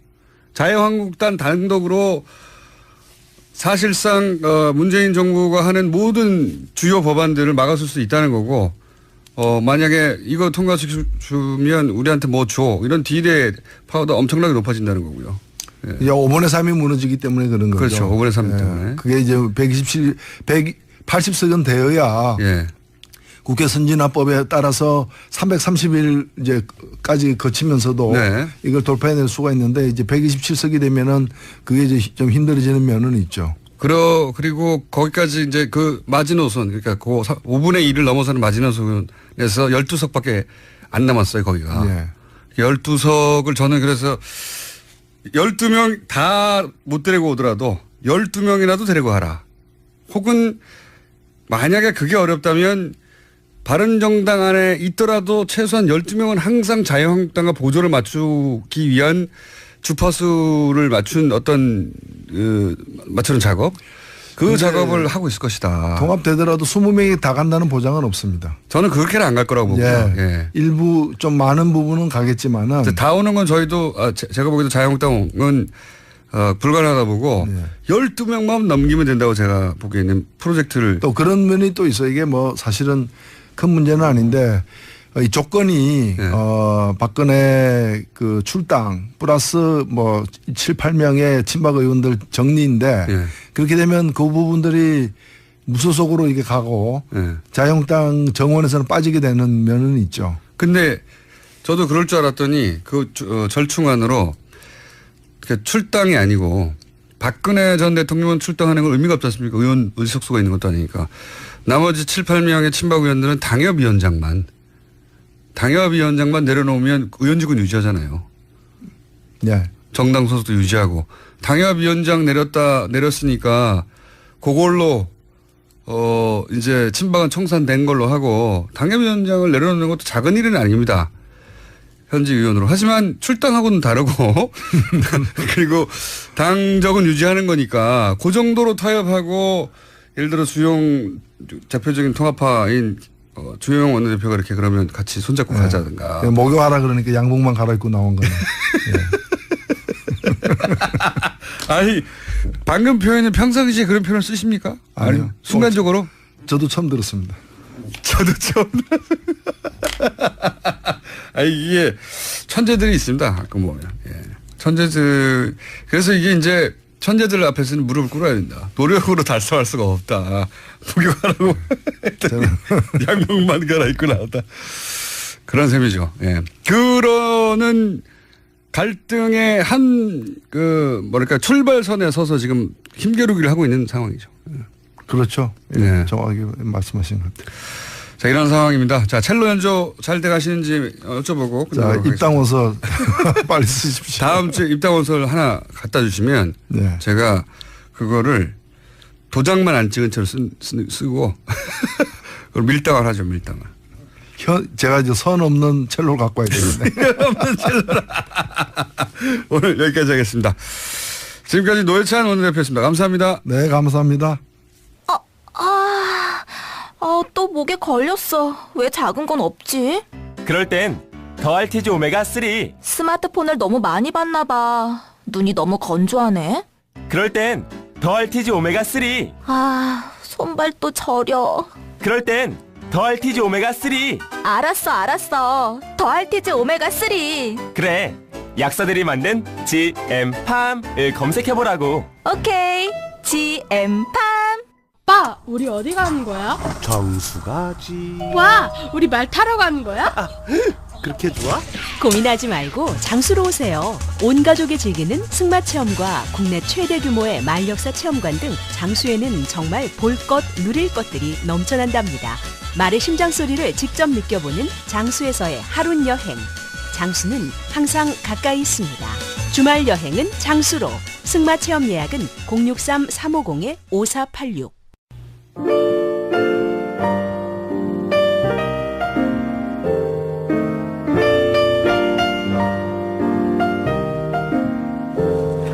불친절한 AS. 노회찬 대표가 왔다 가시면 항상 문자가 많이 옵니다. 많이 오는데 오늘은 유난히 많이 왔습니다. 중간에 이낙연 총리 이 방송 들으시면 한번 나와달라고 했더니 정말 연락이 왔어요. 네. 물론 비서를 통하여. 부터 좀 더 공정한 채널을 보고 있습니다. 이런 말을 대전지대에서 했는데 저희 방송을 평소에 들으시는 게 아닌가. 네. 여하간 그래서 1주년 저희가 9월 26일인가요? 9월 26일 맞습니다. 9월 26일 오전 7시 5분에 방송 시작하는데 한 6시쯤에 오면 저희 1층에 있는 공개 스튜디오에 들어오실 수 있을까요? 없을까요? 그건 모르겠습니다. 네. 그러면 서울에서만 갈 수 있는 거 아니냐 그렇게 새벽에 하면 전날 오시면 되죠. 아니 거기 그럼 숙소를 제공하냐? 아닙니다. 자, 그 외에 원정호 씨는 오늘도 여전히 오늘 이야기 참 유익하네요. 문자가 아침 7시에 6분에 와 있습니다. 그리고 과학 얘기 오늘 역대급으로 재밌네요. 네. 총수에 박장대소 정말 오랜만입니다. 8시에 와 있습니다. 미리. 자, 다시 한번 알려드립니다. 이낙연 총리님 비서실에서는 말 바꾸면 안 됩니다. 이제 공개방송으로 나왔기 때문에 공개방송에 나오셔서 자리를 빛내주시고 노회찬 의원도 나온다고 하니 그날은 뭐랄까요 말의 대향연이 벌어지지 않겠는가. 예. 여기까지 하겠습니다. 예스.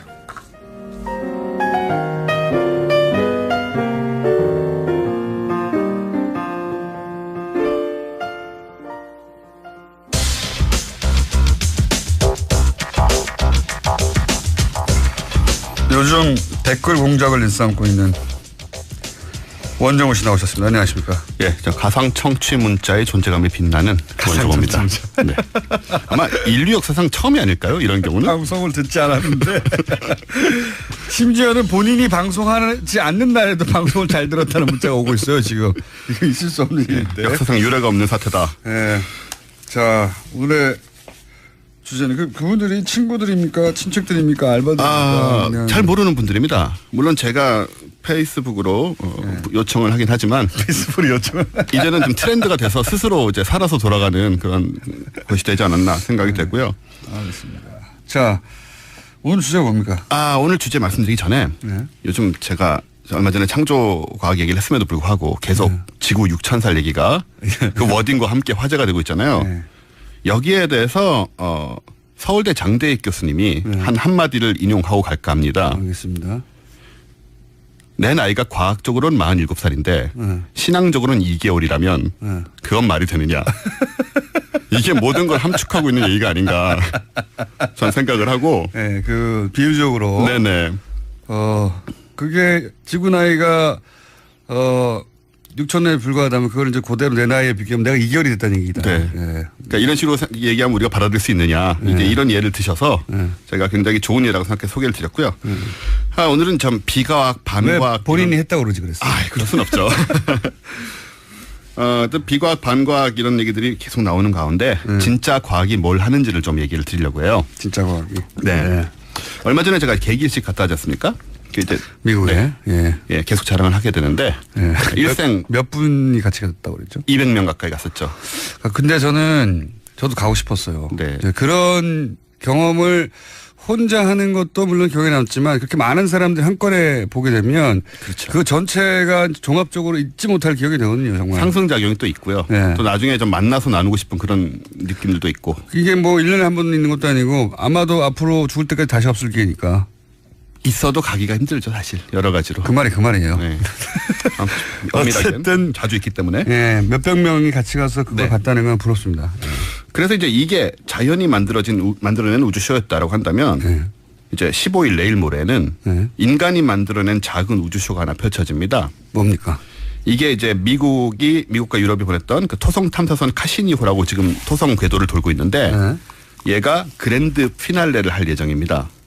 그랜드 피날레라는 건 죽는다는 뜻이네요. 그런데요. 요거의 의미에 대해서 좀 이따 설명을 드리고 그 전에 이제 이 카시니가 뭔지부터 좀 약간 얘기를 해야 될 것 같은데 카시니는 원래 카시니 하이언스라는 두 개의 이제 기체가 결합된 상태로 출발을 했어요. 우주선 두 개가 붙어서 출발했다. 두 개가 붙어 출발했는데 1997년 10월에 나갔습니다. 저는 이런 얘기 할 때마다 부러운 게 말이죠. 그러니까 97년에 20년 전이거든요. 그렇죠. 20년 전에 지금 미국, 뭐 나사에서 쐈겠죠. 그다음에 두 개가 결합된 걸 보면 하나는 뭐 유럽 쪽 공무. 유럽 우주국입니다. ESA. 그러니까 거기서 20년 전에 토성에 보낼 탐사선을 보냈다는 거예요. 그렇죠. 이미 우리가 독자적인 인공위성 기술을 아직도 못 가지고 있잖아요. 발사체 기술이 아직 부족해요. 예, 발사체 기술이. 그래서 사실은 정말. 뭐 저희가 잘 예로 드는 건데요. 지지난 정권에서 썼던 22조 그 돈만 잘 사용했어도 전 우주에 다 갈 수 있었다 우리는. 맞습니다. 여기 들어간 돈 세 발의 피입니다. 거기 비하면. 22조에 비하면 이건 말도 안 되는 비용인데 10분의 1 정도도 안 되는 충분히. 그런 점이 더 아쉽죠. 어쨌든 이제 가서 만약에 지금 우리가 토성을 탐사하기 위해서 만약에 우주선을 쏜다. 어마어마한 우리 자체 뉴스가 되겠죠. 그렇죠. 근데 이 인류 역사를 보자면 20년 늦은 거예요. 그렇죠. 네. 그러니까 얼마나 뒤처져 있습니까? 그러는 사이에 우리 최근에 벌어졌던 돈 쓴 사례들을 보면 땅 파고 뭐 강 파가지고 22조를 쓰고. 자, 다시 돌아와서요. 네. 그래서 이제 카신이라는 이름이 어디서 왔냐면 원래 이제 옛날에 몇백 년 전에 그 토성의 고리 사이에 틈이 있다는 사실을 발견한 이 조반니 도메니코 카신이라는 사람이 있어요. 사람 이름일 줄 알았어요. 딴 거고. 그렇죠. 보통 이제 그렇게 하죠. 저 미국인들이나 유럽인들은. 그다음에 뒤에 붙은 하이언스는 우리는 어릴 때 호이겐스라고 이제 배웠어요. 호이겐스. 들어보신 적 있을 거예요. 예, 들어본 적은 있습니다. 기억 안 납니다. 뭘 했는지. 그렇죠. 영어식 오래된 사람인데. 네, 얘도 옛날 사람인데 이 사람도 이제 요즘은 네덜란드 발음으로 바꿔서 이렇게 하위 헌스라고 불러주는데 이분이 뭐냐면 토성의 가장 큰 위성인 타이탄을 발견한 사람이에요. 토성의 위성을 발견한 사람이다. 네. 그래서 두 개를 붙여가지고 보낸 건데 호이겐스는 태양광 파동설을 최초로 주장했던 저걸로도 굉장히 유명합니다. 네. 근데 여기서는 이제 타이탄 발견한 게 되게 포인트였죠. 토성 탐사선이니까. 저희 둘째 PD가 궁금했나 봐요. 네. 아는 척하느라고. 첫째 PD가 했네요. 저도 봤습니다. 네. 의미합니다. 지금 별로 중요하지 않아요, 그 얘기. 자, 어쨌든 쭉 나오시죠. 7년을 항해를 해서 2004년에 도착을 했고 2004년에 도착해서 카시니는 거기서 13년 동안 토성 궤도를 돈 겁니다. 계속 지금까지 13년이나 계속 사진을 수십만 장 수백만 장의 사진을 찍고 우리가 보는 그러니까 토성 근접 사진들 전부 다 카시니가 찍은 거죠. 그게 이제 띠가 얼음 덩어리다 이런 것들은 다 여기서 밝혀지는 거죠. 카시니가 다 찍은 거고요. 그럼 하위연스는 뭐랬냐?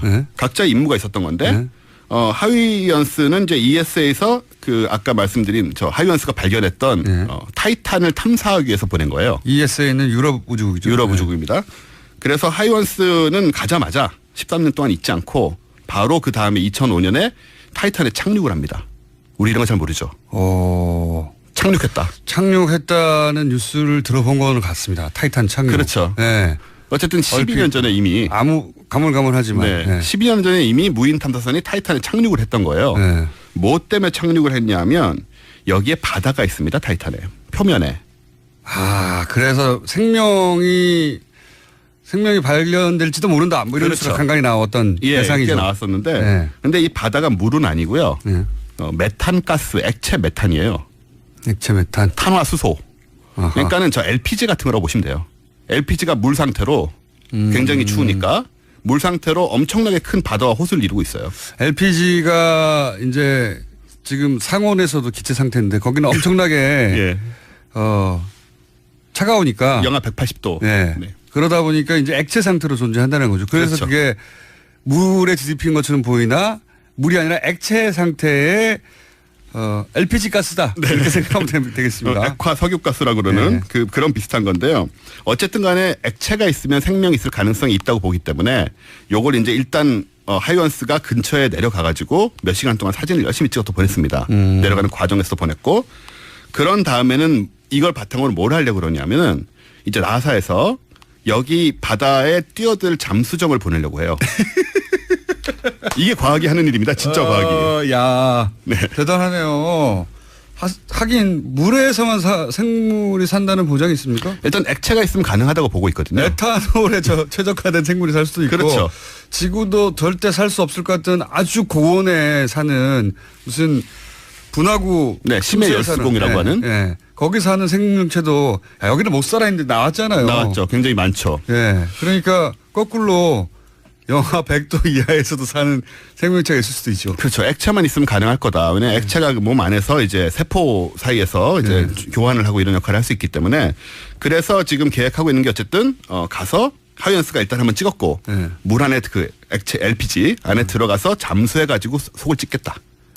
그런 걸 하고 있습니다. 과학자들은. 이거 상상하기 힘드네요. 그러니까요. 거기까지 날아간다는 것도 상상하기 힘든데 거기 착륙해서 이제는 그 다음 단계로 액화 상태에 들어가 봐야 되겠다. 그 안에 진짜 뭐가 있는지 겉만 봤는데 이걸 20년 전에 보내서 착륙했고 그런 정보를 한국은 안 날렸죠.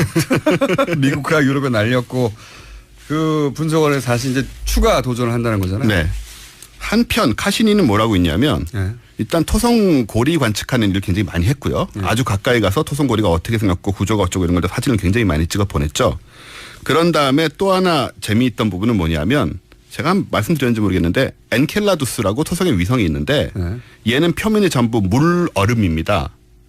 물 얼음이고 그 안쪽에는 그것도 이 물을 할 때 물은 액체를 의미하는 거 아니에요? H2O요. 진짜 H2O. H2O지만 얼음 상태인데 그 안쪽에 얼음벽의 안쪽에 거대한 바다가 있다. 라는 게 지금 정설이에요. 그러니까 두께가 10km씩 되는 바다가 10km를 뚫고 들어간다? 30km를 뚫고 들어가서 안에 보면 10km짜리 두께의 물이 또 있다. 액체 상태의 물 이거는 H2O. 그 안에 또 생명체가 있을 수도 있다. 이건 정말 가능성이 크죠. 그래서 카시니가 한 게 뭐냐면 이 주변을 계속 13년 동안 다녔으니까 엔켈라두스 사진도 많이 찍었을 거 아니에요. 어느 날 뭘 찍었냐면 이 얼음 틈이 깨져가지고 그 사이로 안에서 나온 소금기가 있는 얼음 분자들 아주 작은 입자들이 300km씩 쏟아져 나오는 걸 찍은 겁니다. 카시니가. 위로 쏟는 걸. 그렇죠. 그러니까 속에서 나온 걸. 우리로 치면은 지구에서 마그마가 분출되는 게 화산인데 네. 그런 것처럼 여기는 이제 땅이 아니라 얼음이 덮고 있고 그 아래를 마그마가 아니라 물이 차고 그렇죠. 있는데 마그마가 치솟듯이 물이 이렇게 치솟는 거를 발견했다. 예, 나오자마자 얼음이 되긴 했지만 어쨌든 그걸 아주 생생한 사진으로 찍어서 저는 이제 속으로 이제 저기 튀어나왔으면 저 안에 무슨 새우 같은 거라도 같이 튕겨 나오지 않았을까 정도의 상상을 하게 되는데 네. 그래서 이 사진을 참 찍고 부족하시네요. 아, 예. 그럼 어떻게 상상하시겠어요? 중요한 건 뭐냐면 이래서 카시니가 그걸 보고 여기에 또 후속 연구가 시작이 돼서 뭘 하기로 했냐면 그 얼음 틈으로 로봇을 내려보낼 겁니다, 이제. 그래가지고 30km 얼음을 질질줄줄 내려가서 얼음 안쪽에 붙어서 거기서 잠수정을 또 내릴 거예요. 그래서 그 안을 또 찍을 겁니다. 그 장면이 만약에 그 지구에 전송되면 굉장히 인상적일 것 같아요. 정말 엄청난 일이 되죠. 지구 위의 곳에서 물이 있고 네. 그 새우가 안에 있고. 새우요? 저는 새우를 밀고 있습니다. 저는 몇 년 전부터. 외계인을 밀고 있습니다. 얼음 외계인. 네, 어쨌든 저 안에 생명이라도 사진에 찍혀서 이렇게 거대한 얼굴이라도 나오고 이제 전송될 가능성이 없지 않은 거거든요. 그러니까요. 아니 아무것도 없다, 물밖에 없더라 하는 장면도 인상적일 수밖에 없죠. 그렇죠. 그 외계 행성에 가지고 있는 지구 위의 곳에서 물을 찍은 거니까요. 그렇죠. 액체의 물을 찍은 거니까.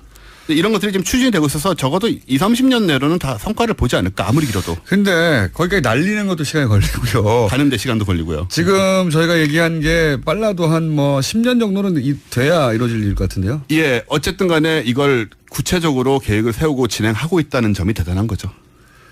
20년 전에 세웠던 계획대로 조그마한 아주 기체가 토성까지 날아가가지고 거기 위성에 내려앉았다는 것 자체가 대단한 거죠. 그렇죠. 대단한 겁니다. 하다 보니까 이런 것들이 또 파생돼 나와서 또 게다가 20년간 그 주위를 계속 돌았다는 거 아니에요? 네. 예, 인공의 그렇습니다. 그 물체가 지구 인간들이 만든 그리고 20년 동안 끊임없이 인간이 명령한 대로 데이터를 보내왔다는 거 아닙니까? 그런 거죠.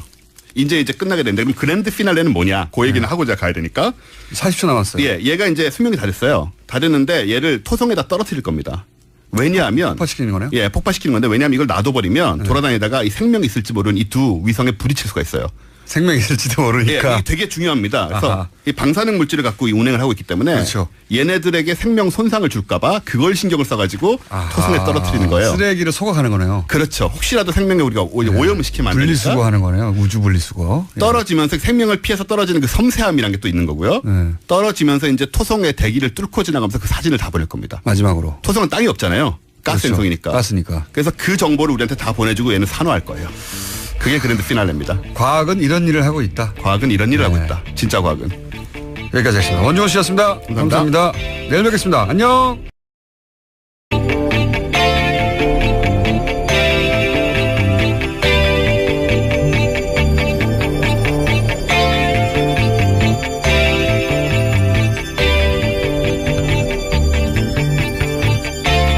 안녕하세요. 김호준입니다. 지난 2010년 개국은 김미화 씨는 KBS에 블랙리스트가 존재한다고 했다가 KBS에 의해 명예훼손 혐의로 고소를 당했죠.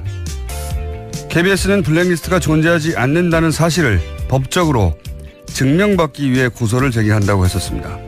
KBS는 또 누가 어떤 의도로 블랙리스트를 거론하고 이용하는지는 모르겠지만 그 행위를 당장 멈추라. 방송의 공정성, 독립성을 말하면서 그것을 지키는 근간인 방송법의 정당성을 침해하고 방송에 개입하려는 것은 그야말로 자기당착적 행위라고 주장했었습니다. 그러니까 있지도 않은 블랙리스트를 거론하는 것은 정치적 의도를 가지고 방송에 개입하는 것이라고 오히려 호통을 쳤던 거죠. 얼마나 그럴듯한 논리입니까? 이런 논리를 구사한 사람들, 배움은 전혀 부족하지 않은 사람들이라는 걸 알 수 있습니다. 이렇게 공부 많이 하고 큰 회사에 들어가 높은 자리까지 승진한 잘난 사람들이 부당한 권력에 가장 가까운 조력자였던 겁니다. 한 인생 살다가 잘 살다가 가기 위해 가장 필요한 건 그러니까 학벌이나 직위가 아닌 거죠. 모두가 김미화 씨처럼 용감할 수는 없지만 적어도 부끄러워할 줄은 알면서 살다가 갑시다. 김어준 생각이었습니다.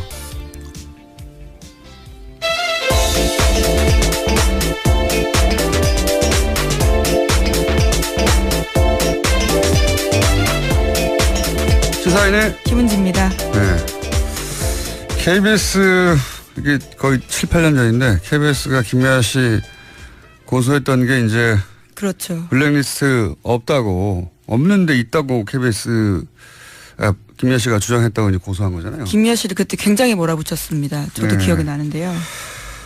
그러면서 제가 지금 오프닝에서 했던 이야기들 뭐 굉장히 어렵고 현학적이고 그다음에 정정당당하며 우리는 누가 정치적 의도 가지고 블랙리스트를 말하는가, 그들은 누군가 막 이런 거 확 장황하게 썼어요. 성명도 내고 보도자료도 내고 읽으면서 참 그럴듯하다. 제가 다시 읽어보면서 이제 블랙리스트가 존재한다는 게 이제 나왔잖아요.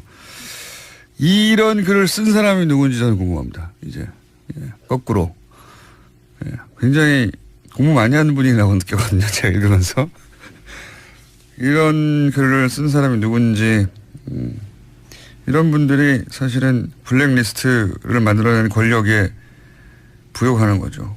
지금도 잘 먹고 잘 살 거라고 보는데 하여튼 그런 생각이 들었습니다. 예. 블랙리스트의 존재를 찾아내는 게 다가 아닌 거죠. 예. 네, 그렇죠. 이제 수사가 시작되기도 했고요. 이 부당한 권력은 혼자서 살아갈 수 없거든요. 옆에서 꼭 조력자가 있어야 돼요. 예. 자, 오늘도 뉴스가 많습니다. 첫 번째 뉴스는요. 네, 어제 김명수 대법원장 후보자에 대한 인사청문회가 열렸습니다. 오늘까지 이어지는데요. 어제는 과거 인사청문회에서 주로 쟁점이 되던 재산, 병역, 표절 이러한 문제들이 전혀 제기되지 않았습니다. 대신에 자유한국당 의원들이 김 후보자의 경력과 경륜을 주로 문제 삼았습니다. 곽상도 의원 같은 경우에는 경험과 경륜이 부족한 분이 대법원장으로 들어가면 초보 운전자가 운전하는 것과 마찬가지다라고 주장했고요. 장제원 의원은 춘천경찰서장이 경찰 총수가 되고 육군준장이 육군참모총장을 하는 셈이라면서 이런 것들은 쿠데타 이후에나 있는 것이다라고 비난했습니다. 그러니까 이제 초점이 경험 경륜이 부족하다 이런 거네요. 네. 평생 법관을 하신 분인데. 네, 그렇죠. 근데 이건 제가 보기에는 그 정당 뿌리가 군인 하다가 대통령 된 사람이 셋이나 되는 그런 곳에서 할 말은 아니지 않습니까? 박정희, 전두환, 노태우 전부 다 뭐 평생 정치하다가 대통령 됐나요? 예. 군인 하다가 바로 대통령 되는 사람들인데. 예. 경력이 부족하다라는 지적도요 굉장히 권위적인 발언입니다. 충분히 법관 생활을 오래 했던 사람에게 이런 식의 이야기를 할 수 없는 거죠. 아니, 평생 법관을 했죠. 예. 평생 법관을 했는데 최근 9년간만 따져서 예를 들어서 대법관이 못 됐다 이거 아닙니까? 자랑스러운 거예요. 대법관 출신이 아니라는 점 때문에 지금 네. 문제 제기를 하고 있는 건데요. 이에 대해서 어제 김명수 후보자가 자신의 입장을 밝혔는데 우려는 알겠지만 지금 시대에서 요구하는 대법원장상이 그런 권위와 경력을 가져야 하는지 의문이다라고 맞받았습니다. 아니면 자유한국당에 있는 의원들은 평생 정치만 하다가 됐나요? 대부분 딴거 하다가 영입된 사람들이에요. 이게 저는 이 논점 이게 공격 포인트가 된다고 생각한 게 바본가? 이런 생각하는 게 아니 곽상도 의원 본인은 평생 정치만 했습니까? 그 검찰 출신 아니에요? 예, 심지어 평생 판사 일만 했습니다. 이 후보자는요. 네. 곽상도 의원 본인도 직접 검찰이에요, 검찰. 정치 검찰이어서 정치를 했다고 할래나요? 어쨌든 저는 이게 공격 포인트가 생각하기는 좀 개인적으로 믿는 건 상관없는데 어쨌든 청문회 자리에 나와서도 그렇게 공개적으로 얘기했다는 것이고 청문회 자리에서 이 정도로 얘기했다면 자신의 종교가 모든 분야에 영향을 미친다고 봐야죠. 이렇게 믿는다면. 자, 이 정도 해야 되겠네요. 예. 오늘 뉴스가 예. 많았는데. 예, 네이버 관련된 소식 하나만 더 전해드리면요. IT 연결해서요? 네. 예. 진경준 전 검사장 딸 가해줬다는 소식 어제 전해드렸는데요. 이번에는 다른 고위법관 아들을 채용 절차 없이 인턴으로 받았다라고 합니다. 어제는 검사장이었고 오늘은 부장판사입니까? 예, 고위법관의 자식인데요. 인턴을 공개 채용한 적이 없는데 그 자식만 따로 특별 취업을 해줬다라는 겁니다. 이게 소위 이제 어제도 잠깐 얘기했지만 이렇게 대한민국의 대표적인 IT 기업에 인턴 경력이 있다는 것은 유학을 가거나 할 때 보통 이제 해외에서는 그런 걸 요구하잖아요. 예, 경력으로. 공부만 열심히 했다는 걸로 대학 입학이 잘 되는 게 아니거든요. 해외 명문 대학들은. 그래서 누구나 다 아는 그 나라의 최고의 뭐 예를 들면 미국에서 구글에서 근무했다거나 애플에서 근무했다는 경력 그 자체가 그 정도 기업이 인정했을 정도라면 인턴으로 채용했을 정도라면 그리고 그 정도 기업에서 경력을 쌓았다면 이게 이제 입학 유리하게 작용하는 경우가 많거든요. 제가 보기엔 그런 루트로 네이버를 이용했고 네이버는 기꺼이 거기에 응해 준 겁니다. 예. 예, 진 검사장 같은 경우에는 그런 경우였던 걸로 보이고요. 네. A 부장판사의 아들 같은 경우에는 미국 대학 재학 중에 여름방학을 이용해서 한국에 4주 동안 와서 일했다고 합니다. 대학원 갈 때도 마찬가지예요. 예, 그런 경력을 중간중간 쌓아놓는 겁니다. 방학 때. 어쨌든 뭐 이거 관련해서 네이버도 거절하지 못할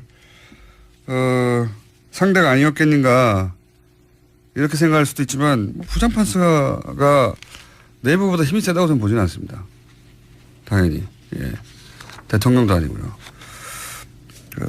자, 서로 주고받는 점이 있겠죠. 여기까지 하겠습니다. 시사인의 김은지였습니다. 감사합니다.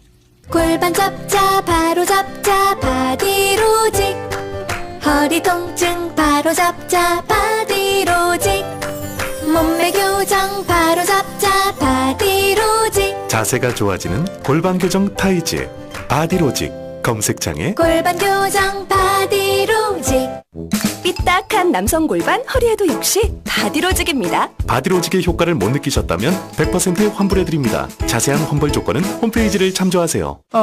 또 떨어졌어. 너 또 입사 시험 봤어? 아니, 차량용 핸드폰 거치대 말이야. 여러 개 사봤는데 실패의 연속이야. 떨어지고 시야 가리고 운전석에서도 멀고 뭐 좋은 거 없을까? 싼 것만 찾으니까 그렇지. 제대로 된 거 하나 사서 편리하게 쓰는 게 더 낫지. 그런 게 있어? 그럼 있지. 1, 2, 3 할 때 2. 힘 세다 할 때 힘. 2 힘. 2 힘? 2배로 힘이 세다는 건가? 네이버 검색창에 2 힘을 검색해보세요.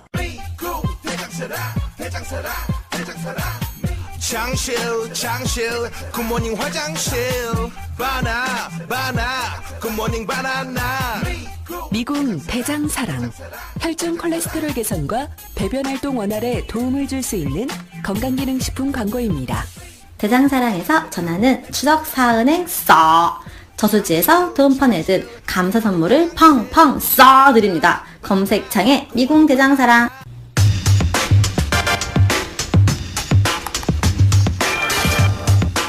국군의 날은 10월 1일이죠. 그런데 이날이 아니라 이번 주 일요일 9월 17일로 변경해야 한다는 주장이 등장하기 시작했습니다. 어제 대정부 질의에서도 국무총리 상대로 이 질문이 나왔었는데 국군의 변경을 주장하시는 분입니다. 이준식 근현대사 기념관 관장님 나오셨습니다. 안녕하십니까? 예, 안녕하세요. 예. 9월 17일이 무슨 날입니까? 예, 임시정부 산하 국군인 한국광복군이 창군된 날입니다. 광복군 창군이다. 네. 아하. 그러니까 이제 국군이 아니라 광복군 이제 독립운동을 하던 광복군이 네. 처음 만들어진 날이 국군의 날이어야 하는 거 아니냐 이런 네. 얘기네요 한마디로. 네. 뭐 설득되려고 하는데 그 말을 듣자마자 설득되려고 하는데 그게 그러면 언제입니까? 1940년 9월 17일 중국의 충칭에서 광복군이 창군됐습니다. 근데 임시정부는 그 전부터 있었지 않습니까? 임시정부는 1919년에 출범했는데요. 예. 그래서 그걸 건국으로 봐야 된다 뭐 이렇게. 뭐 요즘 뭐 그런 얘기도 나오고 있죠. 저는 뭐 개인적으로 건국이란 말은 별로 좋아하지 않습니다만은. 그러니까 1919년 중국에서 임시정부가 출범했는데 임시정부가 1920년에 바로 독립전쟁 원년이라는 걸 선포합니다. 그러니까 1920년에. 1920년에 우리가 일제에게 전쟁에서 져서 국권을 빼앗겼으니까 독립을 이루기 위해서는 다시 일본과 전쟁을 해야 된다. 그래서 독립전쟁이라고 그러고 1920년이 독립전쟁 첫 해다. 그러니까 전쟁을 하려면 군대가 필요하지 않겠습니까? 그래서 이제 임시정부 산하의 국군을 만들겠다는 구상에 착수를 하는데 당시 뭐 중국이 남의 땅이니까요. 남의 땅에서 군대를 만드는 게 결코 쉬운 일이 아니었습니다. 어려운 다른 나라 그 나라 인정해 줄 리가 없죠. 예, 인정해 줄 리가 없죠. 그러니까 군대를 만들기가 쉽지 않으니까 처음에는 이제 만주에서 활동하던 독립공당들이 공통으로 공약했던 사항들이 먼저 이행되고 있다는 말씀을 드립니다. 예, 총리 들어가십시오. 최근에 MBC, KBS 불공정 보도 보신 적 있습니까? 어떤 보도입니까? KBS나 MBC에서 불공정한 보도를 한 걸 혹시 기억나시거나 본 게 있습니까? 잘 안 봅니다. 네. 안 보십니까? 네. 꽤 오래전부터 좀 더 공정한 채널을 보고 있습니다. 아주 답변이 촌철살인이에요. 그 속에. 예, 첫 번째 이야기는 바른정당의 김무성 의원의 질문이었고요. 두 번째는 자유한국당의 박대출 의원의 질문이었습니다. 지금 복지가 중요하냐 안보가 중요하냐 복지에서 넘어야 쓰는 거 아니냐 그랬더니 그거 다 공약에 있는 것 중에 같이 공통적인 것만 하고 다 공약을 내세웠던 거라는 거죠. 예, 김무성 의원의 대답이 더 재미있습니다. 그러니까 네. 들어가라고 이야기하거든요. 네, 그렇군요. 들어가십시오. 그게 더 재밌었고. 그리고 KBS, MBC 불공정 보도라는데 뭐가 불공정 보도냐. 그러면 뭐라도 하나 예를 들면 그걸 가지고 그게 왜 불공정이냐 이렇게 공격하려고 이제 프레임을 짜왔죠. 근데 안 맞습니다. 안 맞습니다. 보다 공정한 방송을 오래전부터 보고 있습니다. 네. 그 외에도 아주 많습니다. 네. 이게 이제 들려드리는 거는 화제가 되기 시작한 그저께 네, 그렇죠. 네, 발언들이고 어제도 화제가 된 발언들이 많은데 오늘 시간이 별로 없네요. 예, 그건 저희가 또 내일 모아서 한번 들려드릴까요? 뭐가 더 있다고 지금 저희 PD들이 자기들이 일 잘했다 이거죠. 예, 고생을 많이 하십니다. 아침마다 얼마나 고생하시는지 내가 늘 보는데요. 그럼 하나만 더. 예. 저렇게 자기들이 잘했다고 막 팔을 흔들고 빨리 틀어야 된다고 하는 경우는 거의 없거든요. 보통. 어제도 화제가 됐으니까요. 네, 눈 감고 자고 있기 때문에 보통 방송 시작되면. 자, 번개도 잘 안 나오고. 자, 그러면 어제 화제가 된 거, 한두 토막 들려드리겠습니다. 9월 4일 우리 정부는 한미 두 정상이 전화 통화해서 미사일 탄두, 방금 말씀하신 중량 해제에 합의했다고 발표했습니다. 그러나 백악관은 한국 정부가 미국산 첨단 무기를 대량 구매하는 것을 승인했다. 이렇게 발표했습니다. 우리 정부는 왜 이 사실을 숨깁니까? 모든 것을 공개하고 소통한다는 문재인 정부가 이래서 되겠습니까? 그 당시에 두 정상의 통화에서 합의된 것은 삼축 체계의 조기 구축을 포함한 국방력 강화의 필요성에 대해서 원칙적인 합의를 했습니다. 구체적인 무기 구매에 대해서는 언급이 없었습니다. 박 의원님께서 한국 청와대보다 미국 백악관을 더 신뢰하지는 않으시리라고. 그렇습니다. 저는 지금까지 백악관 발표가 다 맞는 거예요. 네. 자. 박지원 의원의 질문에 이낙연 국무총리가 대답하는 내용이었습니다. 네, 굉장히 많이 준비한 줄 알았더니 또 PD가 겨우 하나 준비했어. 여러 개 준비하신 걸 알고 있습니다. 자, 하여튼 정치권에서 이렇게 대정부 질의하고 그리고 청문회 하는 게 과거에는 이렇게까지 조명을 받지는 않았어요. 그런데 이제 공방도 재미있고 그 안에 이제 해악도 좀 있고 그리고 쟁점들도 등장해서 이런 대정부 질의 혹은 반박 또는 뭐 주고받는 공방들이 꽤 화제가 되고 있어서 재미있는 현상입니다. 그리고 총리가 스타가 되는 경우는 잘 없거든요. 아무래도 주로 방어의 역할을 하기 때문에요. 총리는 아니기 다양한 무난한 얘기를 개별 장관이 또 따로 있잖아요. 예, 개별 부처 그렇죠. 장관이. 거긴 좀 첨예해도 장관은 좀 포괄적이고 무난한 답변을 하기 마련인데 그 무난한 답변을 안 한 건 아니에요.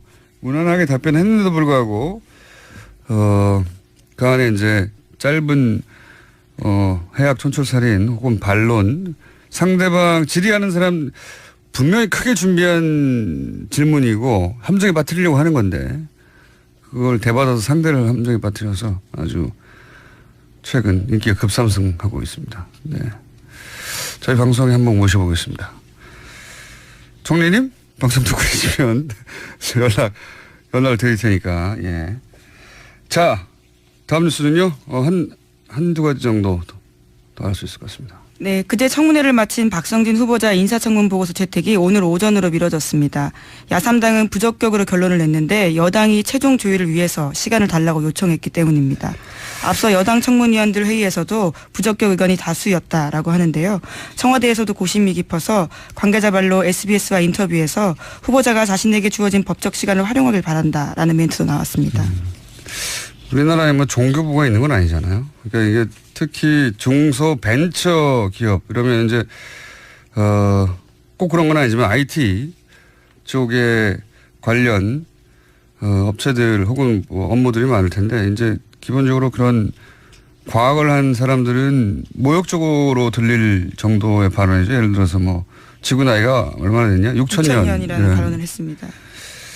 제가 보기에는 이분이 과연 여당 내에서 지지를 받겠는가. 다른 부처는 또 모르겠습니다만 무려 장관인데요. 중소벤처기업부인데요. 그리고 자 그렇고요. 6,000년 이거는 아니지 않습니까? 이렇게 말하는 건 자신의 신앙 얘기했었는데 BBK 관련해서 본격적인 기사는 어제 처음 나왔다고 봐야죠. 예. 뉴스공장은 계속 걸어놨습니다. 예, 물론 시사인도 계속 썼습니다. 포털 메인에 이렇게 노출돼서 많은 분들이 본 것은 그리고 또 대정부 질문에 나온 건 올해 들어 처음인 것 같은데 근데 이 기사가 참 어려워요. 이거 좀 하고 넘어가야 되겠네요. 생소한 회사 이름도 많고 그 회사들 간의 관계가 어떻게 됐다는 건지 잘 모르겠고 그리고 뭐 돈이 여기서 절로 갔다는데 그 의미가 뭔지 돈이 입금만 됐다는 것만 가지고는 그게 어떤 의미인지 모르겠잖아요. 해설도 기사에 잘 없어요. 이 돈이 이렇게 갔다는 것은 무엇을 의미한다. BBK 사건이 그런 복잡성 때문에 그 실체가 제대로 알려지지 않은 측면이 여전히 많습니다. 사실은. 예. 근데 BBK 사건은 잘 알고 보면 사기 사건의 모든 요소를 골고루 다 갖춘 교본과 같은 사건이에요. 예. 돈과 권력, 뭐 거짓말, 배신, 은폐, 조작 모든 게 한꺼번에 토탈 패키지 들어있거든요. 어제 오늘 어제죠 주로 어제 논란이 됐던 게 뭐냐? BBK 전문가로서 최대한 쉽게 설명을 하면 BBK 문제는 결국 누가 주인이냐 하는 문제거든요. 그렇죠. 네. 의혹을 제기하는 쪽은 이명박 전 대통령이 실소유주다 것이고. 지금은 김경준 씨의 단독 범죄. 실제로 그걸로 모두 실형을 살았습니다. 네, 단독 범죄로 법적으로는 판결이 난 상태인데 이제 의혹을 제기하는 쪽은 만약 이명박 전 대통령이 진짜 주인이면 김경준 씨에게 적용된 모든 범죄 혐의가 그대로 아니죠. 더 무겁게 적용될 수 되어야 한다. 뭐 그런 건데 어제 나온 문건을 간단하게 말해서 뭐냐. 이제 LK 뱅크로부터 여기서부터 사람들이 막혀요. LK 뱅크라니. 갑자기 뭐냐 이건. 거기서부터 50억, 정확하게는 49억 9,999만 5천 원. 예, 40억이 좀 넘는 금액입니다. 5천 원은 수수료, 그러니까 50억을 하죠. 50억이 이명박 전 대통령 개인 계좌로 이체된 기록이 있다. 이거예요. 이게 그렇죠. 어떤 의미냐. 김경준 씨가 당시에 내놓은 이면 계약서를 보면 그 돈은 BBK 주식을 LK뱅크에 넘기고 받은 주식 대금이에요. 이게 어떤 의미냐면 BBK 주식이 넘어가고 돈이 입금됐잖아요. 돈은 당연히 그 주식의 주인한테 가겠죠. 그런데 그 계좌가 이명박 전 대통령이니까 그러면 BBK 주인은 이명박이다. 3단 논법입니다. 간단하게. 그렇죠? 주식을 넘기고 돈을 받았어요. 그럼 돈을 받은 사람이 그 주식의 주인이잖아요. 예, 그렇죠. 그 주식의 주인이 곧 회사의 주인이잖아요. 그러니까 이명박 전 대통령이 BBK 주인이다. 간단하게. 그런 얘기입니다. 그런 게 나왔다. 이명박 전 대통령이 BBK 주인이었구만. 그 주식 팔고 돈 받은 거 보니까. 이렇게 설명하면 그나마 쉬울래나요? 네, 그런데 어제 나온 내용은 2007년에 검찰이 그 내용을 알고도 뭉갠 게 아니냐라는 의혹이 나온 건데요. 네, 검찰은 그것에 대해서 부인했습니다. 부인했죠. 그리고 네. 거기서 더 들어가면 좀 복잡하게 구조를 이해해야 되는데 일단 어제 나온 주장의 핵심은 이거고요. 그러면 LK뱅크가 뭐냐. 이것도 알아야 되잖아요. 오늘 여기까지만 30분 더 넘어가죠. 예. 왜냐하면 한 번에 안 들으면 잊어버려요. 이명박 전 대통령은 당시 정치 재개하면서 인터넷 종합 금융회사를 세우려고 했던 겁니다. 그리고 여기에 지주회사, 투자자문회사 그리고 은행을 만들려고 했어요. 투자자문회사가 BBK이고 인터넷 은행이 이뱅크 증권중개 EBK라는 거고 잊어버려도 됩니다 지금은. 그것의 지주회사가 LK뱅크예요. 이 세 회사가 이름이 벌써 여기서 복잡해지죠. 회사가 너무 많이 나오는데요. 너무 많이 나오죠. 예. 세 회사인데 사실 다 같은 회사입니다. 왜 같은 회사냐? 사무실도 같고 사무용품도 다 같은 계좌로 구매했고 여기 있던 돈이 거기로 저기 있던 돈이 여기로 이렇게 쌈짓돈처럼 왔다 갔다 했고 그러니까 BBK가 이명박 전 대통령 소이면 다른 회사들도 전부 다 이명박 전 대통령 회사인 거예요. 이 구조가. 그래서 간단하게 줄이면 LKE뱅크는 BBK 지주회사 구조지만 실제로는 같은 회사. 그러니까 이름을 구분할 필요가 없어지는 겁니다. 다 같은 회사예요 실제로는. 예. 여기까지만 진도 올라가죠. 이름에 현혹되지 마라. 다 같은 회사다. 예. 한 번에 너무 많이 못 알았기 때문에. 자. 예, 대정부 질문 이야기를 하다가 여기까지 갔는데요. 너무 멀리 왔네요. 예, 네. 대정부 질문 이야기 조금 더 말씀드리면 또 이낙연 국무총리가 이번에 대정부 질문에서 떠오르는 인물이 됐습니다. 굉장히 핫합니다. 예, 네. 야당 의원들이 여러 번 말문이 막혔는데요. 네. 통상 대정부 질문에서는 의원들이 더 집중을 받는데 이번에는 이낙연 총리가 존재감을 보였습니다. 보통은 이제 그 끌려 나온 정부 부처 장관이나 총리가 곤욕을 치르는 장면이 이제 화제가 되죠. 근데 그저께부터 이낙연 총리가 그 야당 의원들 대받아치는 멘트들이 크게 화제가 되고 있습니다. 뭐 이미 인터넷에 많이 유포됐고 포털에도 나왔는데, 그제 어제 나왔던 것 중에 못 들으신 분을 위해서 대표적인 컷 뭐 한두 개 저희가, 들려드리겠습니다. 총리께서는 지금 수십조씩이나 퍼붓고 있는 복지 예산을 늘릴 때라고 생각하십니까? 안보 예산을 늘릴 때라고 생각하십니까? 안보 예산도 필요한 건 늘려야 되겠죠. 그리고 그 복지 예산 늘어난 것은 대부분 지난 대선 때 모든 이게 먹힐 거라고 생각하는 건 사람들에게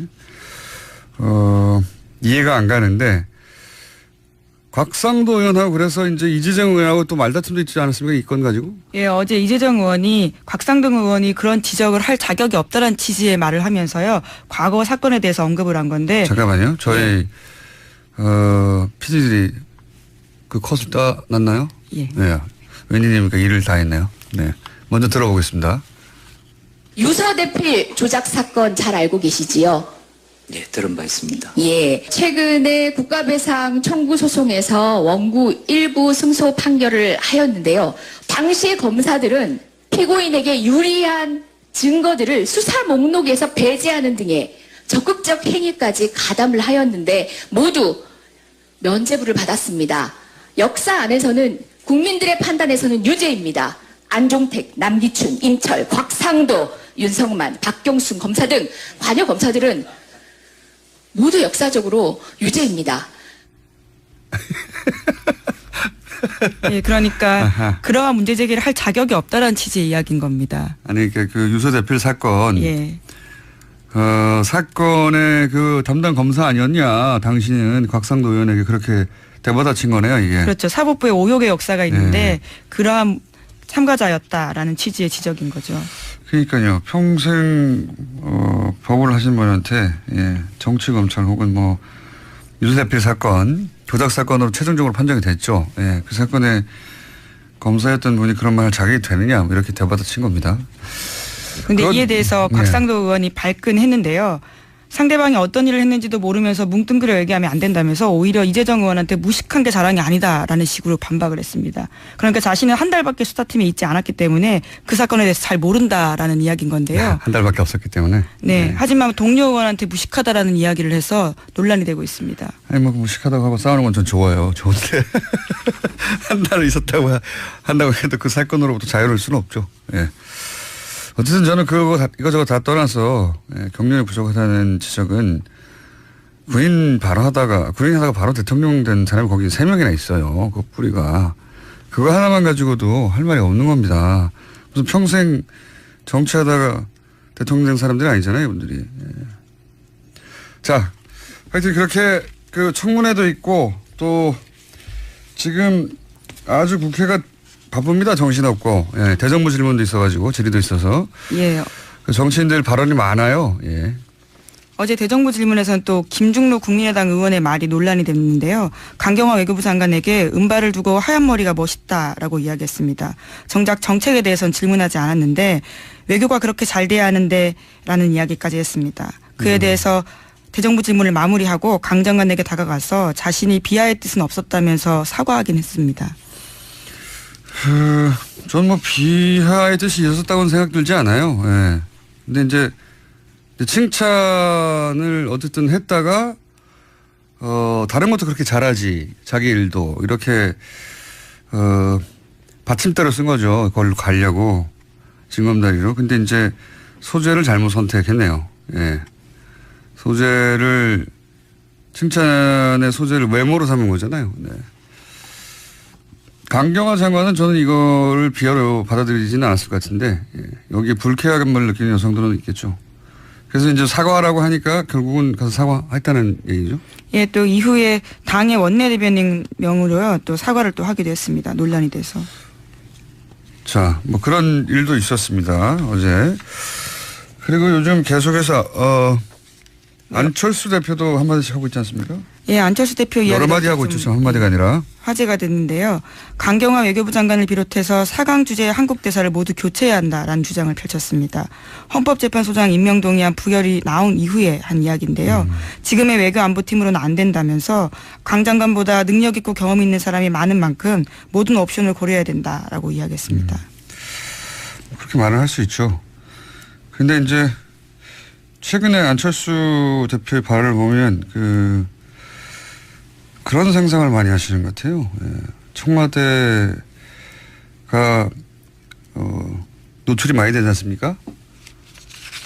그 이전보다 과거에는 청와대가 딱딱한 장면밖에 없다가 여러 가지 청와대 장면들이 이제 보도가 되면 저 자리가 내 자리인데 내가 저 자리에 앉아 있다면 이런 상상을 주무시기 전에 아주 많이 하시는 것 같아요. 네. 그래서 자꾸 직접적으로 누구누구를 갈아치워라, 뭐 누구누구를 외교부 장관을 교체해야 한다. 구체적으로 외교부 장관이 뭐뭐뭐를 잘못했기 때문에 결정적으로는 말은 없어요. 네. 어쨌든 대표님 안철수 대표님도 뭐 본인이 거의 대통령이 준하는 자리에 가 있다고 생각하시는 것 같기도 하고. 자. 또 있습니까? 네. 네, 어제 대정부 질문 내용 굉장히 많았는데요. 그중에 또 하나 소개 말씀드리면요. 한 가지 정도는 더 하죠. 굉장히 많았습니다. 예. 더불어민주당 김경엽 의원 같은 경우에는요. 어제 소개해드렸던 BBK 관련된 이야기를 대정부 질문에서 했습니다. BBK 관련해서 그것이 이명박 전 대통령의 차명 소유 아니냐라는 취지의 이야기인데요. 어제 뉴스로도 등장을 했었는데 잠깐